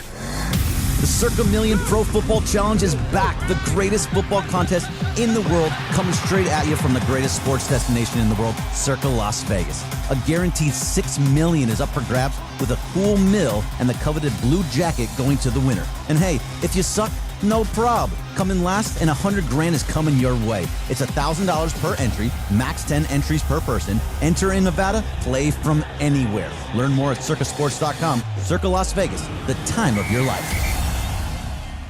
Get early access to Labor Day savings at George Chevrolet. Hey, it's Chris Morales. Right now, lease a new 2026 Chevrolet Equinox LT for just $179 a month plus tax for 36 months with 4,444 due at signing. Visit George Chevrolet off the 91 freeway, Lakewood exit in Bellflower, or GeorgeChevy.com. Chevrolet, together let's drive. Offers on approved credit through GM Financial and required George Chevrolet lease and household, plus tax, title, license, registration, and government fees. Amounts due at signing include $85 DO doc fee. Vehicle subject to prior sale. Equinox VIN number TL530234. One of each at this price. Offer ends 8/31, 2026. Call 866-949-4805. Fair warning, one Sunday Swagger polo ruins every other shirt in your closet. Hey, it's Chris Morales. Buttery soft, 4-way stretch, prints with an actual personality. Made for golf, approved for the clubhouse, the tailgate, and everything after. 250,000 people already own their Swagger. Buy one, get one 50% off. Code ESPN. SundaySwagger.com. Code ESPN. Buy one, get one 50% off. SundaySwagger.com. Code ESPN. So I've got this right. Flat repairs or replacement if needed. Rotations and rebalancing every 5,000 miles, all included with the tire purchase. With paid installation and tax? That's the... Don't make me say it. I was going to say it. You don't say it. You back it up. That's the limited lifetime tire guarantee. Free with every tire purchase. So they're the best around. Nothing's gonna ever keep you down. Midas, the best around. Progressive knows there's no one more important to your team than your pet. They're like your top draft pick. And it looks like Chuck has selected Pepper the Corgi. Bold pick there, Deborah. Yeah, Red Pepper has a high ceiling for sure, but he does have a tendency to bark at every tree. Yeah, he brings a lot to the table, but also takes a lot off of it, especially when it's been left near the edge. Nothing left to do now but suit him up for the dog park. Protect your top draft pick from injury and illness with Progressive Pet Insurance. Get a quote at Progressive.com. Progressive Casualty Insurance Company affiliates of third-party insurers. Not available in all states or situations. Covered subject to policy terms. And it is time on Mason and Ireland for the final segment. The final segment of the show, always Game of Games time, presented by the one and only Jacob Emrani. Call Jacob. Call Jacob.com. And yes, that new telephone number, 800-345-6789.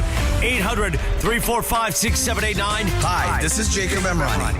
Game of Games made possible by the law offices of Jacob Emrani. Let's do it. Game of Games time on Mason and Ireland. Take it away, Mace. All right, no Mace today. Sue at Cravens filling in for him. We welcome Michael Funches to the show. Hi, Funch. Hey, John. This is kind of a Laker reunion, Sue. During the Laker season, Michael and I call the games. Will Flores punches all the buttons, and Funch produces them. Yeah. So you got the full Laker family here, and it's your game, 4 players. Couple weeks away, right? Yeah. Will Flores, Emily Hebel, John Ireland, Michael Funches. Here, I can keep track. Here we go. Okay. Sue, what do we got? Biggest sports moments, but I'll be a little specific because it would be too easy for all you guys. Okay, question 1. The helmet catch on the Giants' famous fourth quarter drive in the Super Bowl, XLII, David Tyree made the helmet catch. What down and distance was it? Is it A, 2nd and 7, B, 3rd and 5, or C, 3rd and 10? Will. 3rd and 10. Emily. 3rd and 5. I think it's 3rd and 10. Funch. 3rd and 5. The answer is B, 3rd and 5. Okay, me and Funch. Funch got it. Emily got it. That play seems so much longer because Eli scrambled for right. like 20 minutes. Okay, Jordan's flu game. Michael Jordan scored 38 points in Game 5 of the 97 NBA Finals. How many points did he score in the fourth quarter? Is it A, 12, B, 15, or C, 17? Emily. 17. I also think it's 17. Funch. 12. Will. I'll say 12. All of you are wrong. It was B, 15 points. Wow. Okay. Yes. Okay. It was hard typing this one. All right. It was hard. Vince Young in the legendary 2006 Rose Bowl against USC. Mr. Young scored the game-winning touchdown on 4th down. How many yards was the touchdown run? It was in the red zone. I'll give you that. A, 6 yards, B, 8 yards, or C, 12 yards?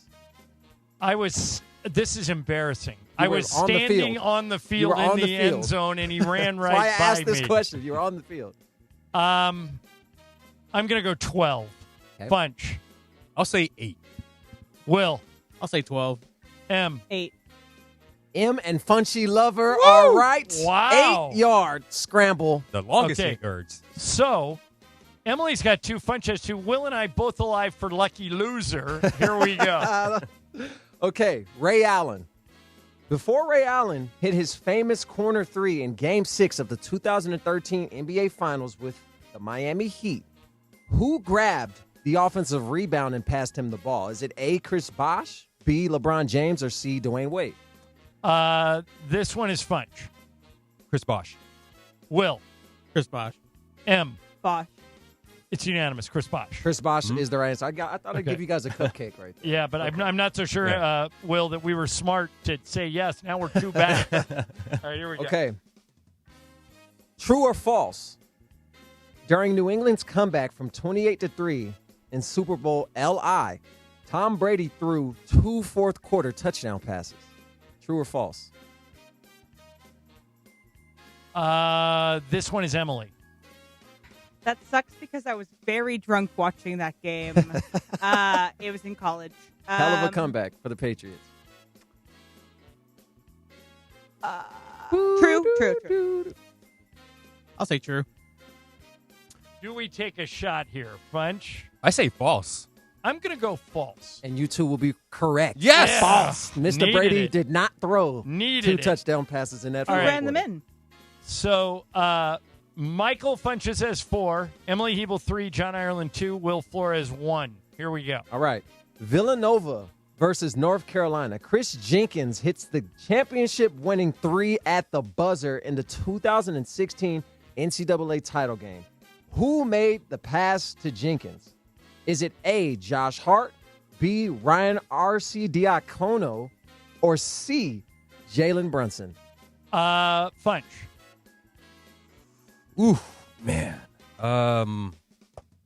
A, Josh Hart, B, Ryan Arce, or C, Jalen Brunson? I know this, by the way. All right. I'm going to say Josh Hart. Okay. Emily. I'm tempted to go B just because you struggled to say that name, which is It's why a hard name why to would say. you put it in if it wasn't the right answer? So I'm gonna go though, Josh Hart. You're both wrong. It was Ryan Well, Arcidiacono. Will hasn't gone yet. And Arcidiacono. Will. Guess Arcidiacono. There you Yeah, go. Arcidiacono. All right, here we go. Okay. All right, so now it's Funch 4, Emily 3, John 3, Will 2. How many are left? You have 7, 8, 9, 10. Oh, good. 4 left. Okay. Okay. The Minneapolis Miracle. Stephon Diggs scored the Minneapolis Miracle that gave Minnesota a 29-24 playoff victory over New Orleans. I was in a hotel room in Memphis waiting to go to dinner and screamed at the top of my lungs. Don't get too many details, John. Yeah. All right, go ahead. How long was the touchdown reception?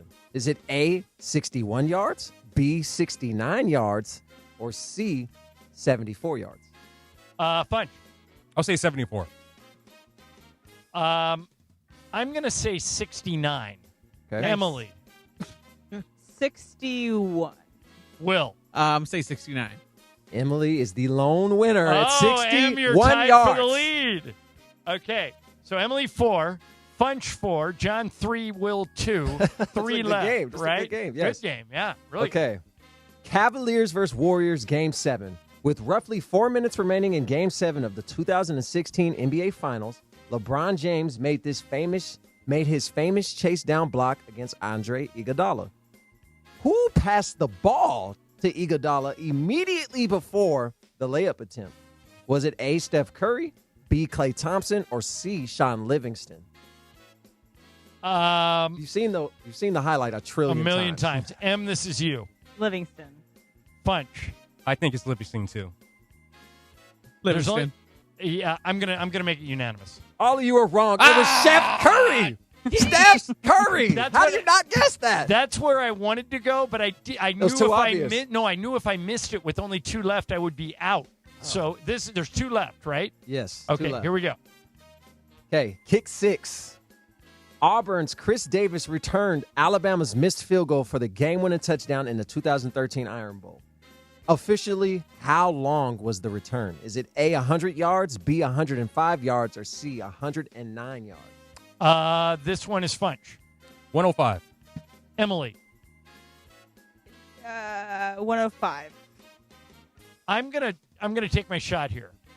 I think it's 109. Will. I'll say 100. John Ireland. What? 109 yards. Yeah, he barely kept that toe in bounds when he I caught know the it ball. wasn't 100. Okay, so Will, you're out. It's but. Listen to this. Emily 4, John 4, Funch 4. Oh, come on, man. One left. What a Ron, game. make that block right What now. a game. Yeah, this game is great. What a game. All right. Last one. I have to go first. Lay it on us. And this is fitting because I'm surrounded by the Laker tribe. Okay. Kobe, rest in peace, his 81-point game. True or false? You're going to tell on yourselves right now if you get this wrong. In Kobe Bryant's 81-point game against Toronto in 2006, Kobe scored more points in the second half by himself than the entire Raptors team scored in the second half. True or false? All right. They had to come from 15 down. I'm going to go true. Funch. False. Emily. I'm not going against John. True. We've got a tie. True. Oh, Funch is out. Funch is out. Why would you go against John? He called the game, right? Okay, so do you have a tiebreaker? I have a Oh, you're tiebreaker. trying to trick me with the this Dallas is- game, man. This is Emily against John for the title. For all the marbles. Here we go. Okay. The closest one wins. And that was hard doing this one again. In the legendary 2006 Rose Bowl between Texas and USC, Vince Young accounted for an enormous amount of yards. How many total yards on offense did Vince Young have, combining passing and rushing? Man, I should know this. I was at this game. Yeah. Okay. I think. All right, I got a number, Em. I did too. I wrote down 377. I went 250. Okay, well, John wins. Boom! At 467 total yards, 267 passing, and 200 rushing. Vince Young accumulated Victory! 467 That puts me ahead of Mason, right? Congratulations. That's correct. You have 4 wins in the month. A comeback. Victory. What a comeback. Oh, man. That was great. And just so you know, that's a pretty good lead on everybody else because Mason's the only other person that's won more than one game this month. Okay.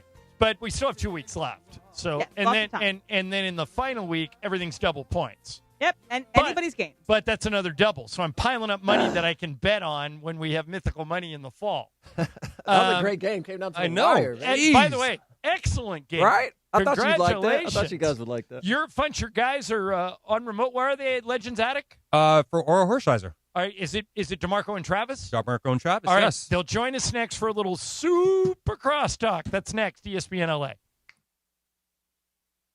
It's bounce back time at BMO Stadium. I want to go!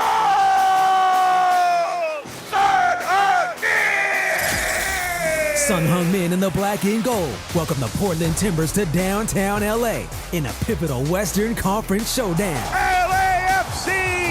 Los Angeles Football Club versus Portland Timbers. Saturday night. Pregame starts at 7 p.m. on 710 ESPN and the ESPN LA app.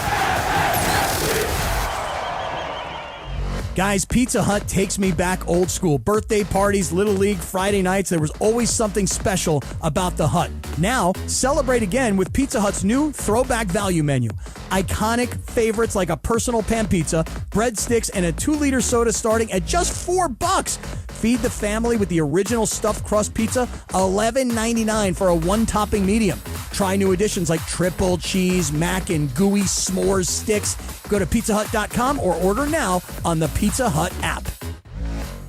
Hey LA and OC, if you love great food and smart prices, you need to know about Wild Fork Foods. Hosting, grilling, you just want a great dinner? Start at Wild Fork Foods. Find your local SoCal store at wildforkfoods.com. Wild Fork, quality meat and seafood, low prices, largest variety in one store.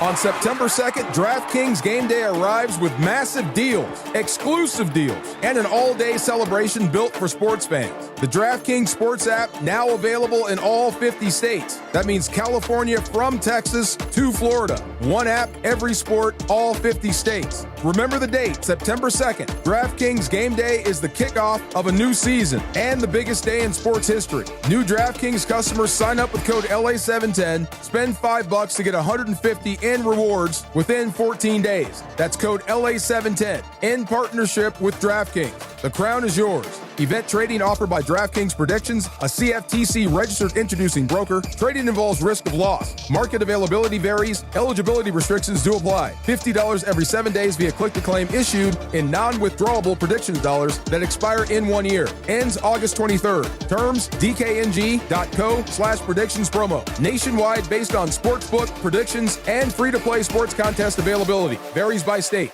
Mike, you've been around a lot of teams, and what you've built at Rotolo Chevrolet, it just feels different. Travis, I appreciate that. It all starts with believing in our people. If you empower them, they'll do right by the customer. And that's where the culture comes from. Exactly. We don't just sell cars. We focus on giving customers what they want and making it a great experience. That's why people like me keep coming back. I've been here 3 times. That's the win for us. I get to keep seeing you. Long-term relationships, not just transactions. Rotolo Chevrolet, #1 for a reason. KSPN AM 710 Los Angeles. It's the greatest segment in LA sports radio history. Oh my God. When the shows come together for magic on the radio. It will only grow stronger. Super Crosstalk. It's time for Super Crosstalk. Whoa. We are heading to Legends Attic, where Yes, Travis sir. Rogers and DeMarco Farr are hanging out today. Hi, boys. What's going on?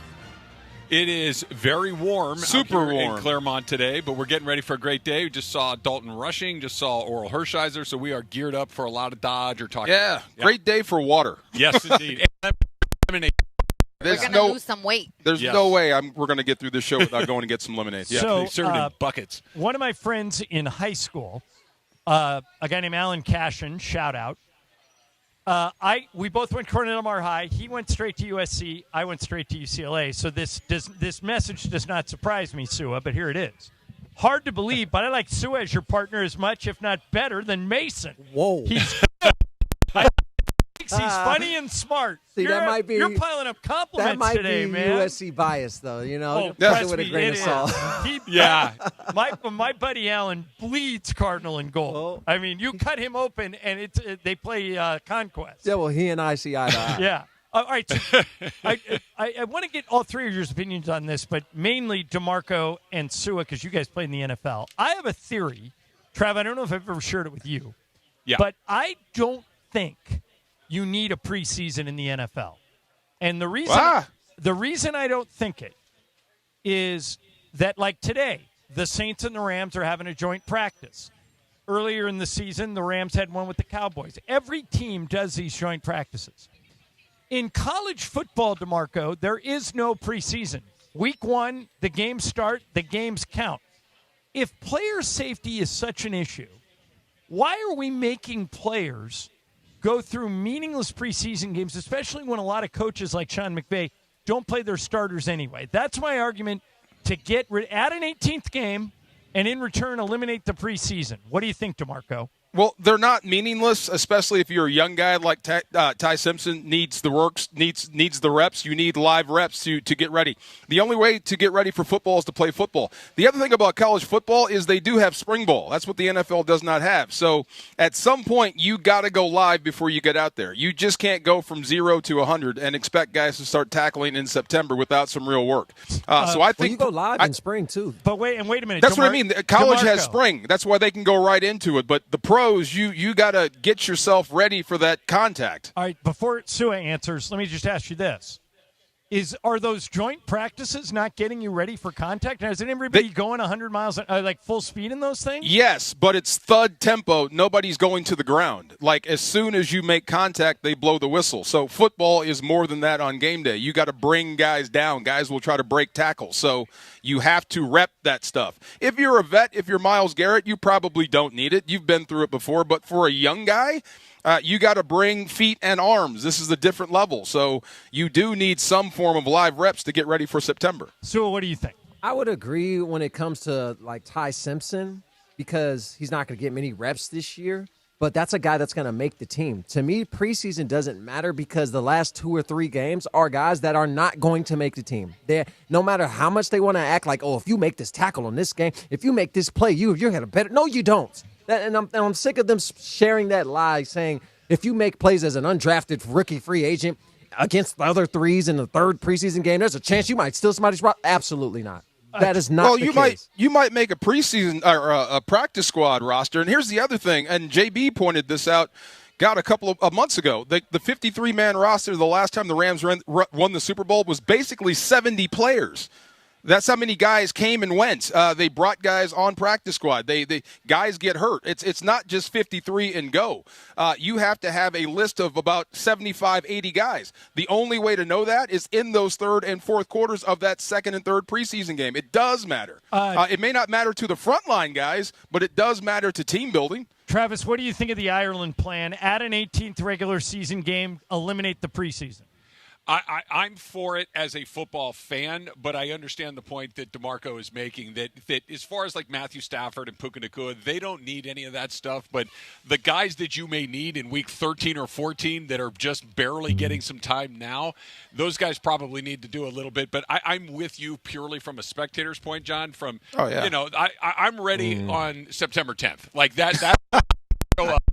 Start watching, and I'm ready to see Matthew Stafford throw the ball to Devontae Adams, and I'm ready to see Myles Garrett hit Brock Purdy. But I don't see the preamble to this to see who's going to be, to DeMarco point, who's going to be the 66th guy on the roster. I know that the 66th guy needs the work, and I know that it's important to those guys. But as a football fan, I'm just ready to get. I'll give you, for instance, a Dean Connors needs the next 2 weeks to prove that he should be here to unseat a Ronnie Rivers. Yeah, they're basically doing the same thing. So right now it's even. Or you could say Connors is ahead based on week 1. Ronnie Rivers is not going to take carries from Blake Corum or Kyron Williams. No, but he's a very valuable guy. He's a running back to his special teams player. He could make the team. But DeMarco, he couldn't take that job away from Rivers in practice. Well, how would you know unless you get out there and see him play?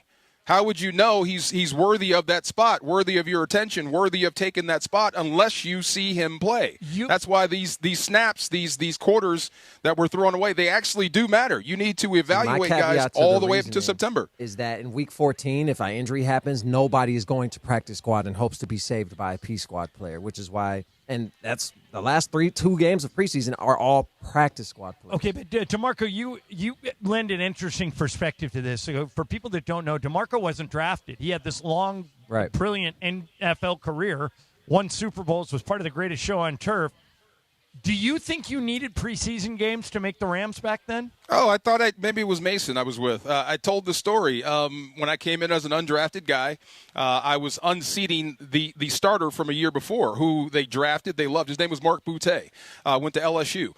So we were competing for that job, and I was on his butt from snap number 1. So the defensive coordinator was actually the defensive line coach. So he called us into his office and said, look, I can't decide. You got one more game. Whoever plays the best is going to stay. After the first 10 snaps, I had 2 sacks. I told you, I came to camp with a toothbrush. I'm not going home. But, he said, look, it came down to that last game. I can't make the choice. It's really close. Whoever plays the best gets the gig. Do you think you get those 2 sacks had he not presented that ultimatum? I was on fire that preseason because I was still pissed about not being drafted. But, I mean, that just helped. I wonder, too, if he wasn't trying to maybe motivate you. Like, he'd already decided you were his guy, but he wanted to see how you would respond to that kind of coaching. I think maybe he was talking to Mark. That's what I'm saying. Yeah, I'm getting ready to get rid of the other guy that you had already made the team, but you didn't know that. Well, actually, when he said it, I was pissed. I'm like, this ain't even close. I've been killing this guy. But to DeMarco's point, he's fighting for a starting job. we're not watching the last preseason game of threes fighting for a practice squad spot, which is why I feel those last games don't matter. Most of these preseason games don't matter, especially if the starters aren't going to play. Because in DeMarco's own story, he had a chance to take a starter's job, not take the fourth person on the D tackle's job. Another thing we talked about today, guys, and I'm surprised I'm getting any blowback on this at all. I'm 99% sure I'm right. Trav, LeBron is going to get booed on Christmas Day heartily, is he not? I hope not. Yeah, I think so. I will put it to you this way. I think that's what everyone will hear because there will be plenty of it. I think there'll be some cheers as well or some polite applause, but the booing will far outweigh the polite welcome back to where you used to play. Yeah, he's going to wear it. He's going to hear it for sure. Can you guys hear us in the audience? When LeBron comes back on Christmas, are you going to raise your hand if you're going to boo him? There's one up in the back. There's two. Yeah, so there you go. Okay, three. Okay. And they can't even tell you why. They'll say, what does that mean? Did pull up to Staples Center in a lowrider and say, let's go, I don't understand. This is I read my speech to Sua that I always read earlier today. If I'm a general manager of any sports franchise, an owner, a GM, any front office person that has anything to do with picking a roster, I'm asking one question and one question only. Does this player give me a better chance to win? Mm-hmm. If the answer is yes, I'll put up with a lot. If he's going to help me win, I don't care if he doesn't embrace the city or he has personal brand. Any Laker fan that says LeBron didn't do exactly what you're talking about is a liar. Well, that's why I'm shocked at and you guys have gotten it too, that LeBron left and everybody hammered him. But people now taking the opposite viewpoint saying, no, he'll be cheered when he gets – No, they're not. He will not be cheered. Look, this stuff is irrational at its nature, right? The sport's like you're wearing the other color. We're going to boo you, and especially if we had mixed feelings about you to begin with. I think with LeBron specifically, there was always a little bit to your point, Ireland, that yes, he's an awesome player. Yes, he can help us win. Yes, he's an important part of what we do. So yeah, great. We'll use you right up until you decide that you don't want to be here anymore, and it's in it. Aha! I knew it. Right. You didn't want to be here in the first place. That's true. So it's irrational to start, but yeah, he's going to get booed. He knows that. Travis, different, but same. Is Scooble going back to Detroit? No, because he didn't choose to leave. He didn't choose traded. a different story. Okay. I wouldn't be shocked, Trav, if he went back. I think he's going to go. I think Scott at Boras. The end of the year? Yeah, Scott Boras is going to get him the biggest offer he can, and he's going to go there. No, I agree. I think were you asking when they go back to if Detroit, he lines up to pitch there? Yeah, no, the Tiger fans will not boo him when he goes back. But different story. Yeah. See, but to your point, Travis, I wouldn't mind fans booing simply because you're on the 76ers and it's Christmas Day. You're on a road game. Yeah, we're going to boo you. What about Christmas spirit? But that's not why. That's not why. It's the birth of Jesus. We can't all... They're not. Of course not. Tell it. That's not all why they'll be booing him. They're not going to be booing him because he's the opposition. They're going to be booing him because they deep down personally decided not to like LeBron before he even got to the Lakers. Yes. All right. Legends Attic is hosting DeMarco Farr, Travis Rogers, Laura Romo, the whole crew. It's a live show, so if you're in the area, go by and see them, and it's next. Thank you, Sua. I got one question. One question real quick, John. Yes, sir. I didn't know you were a LeBron Jamesian there, Sua. Of course. I rock I didn't know that. Where you been? And it's not for Jordan. Oh, yeah. My estimation Sixers, of Sua Cravens just plummeted. hey, go Sixers, baby. I'm in that joint. All right. Shut his mic DeMarco and Travis next, ESPN LA. And it is the 15-minute mark right here on 710 ESPN. On the all-new ESPN LA app and on YouTube at ESPN Los Angeles. The 15-minute mark on 710. Fueled by Valvoline Instant Oil Change. You know, in that time it took to hear your favorite takes and all that fun and frivolity, you could be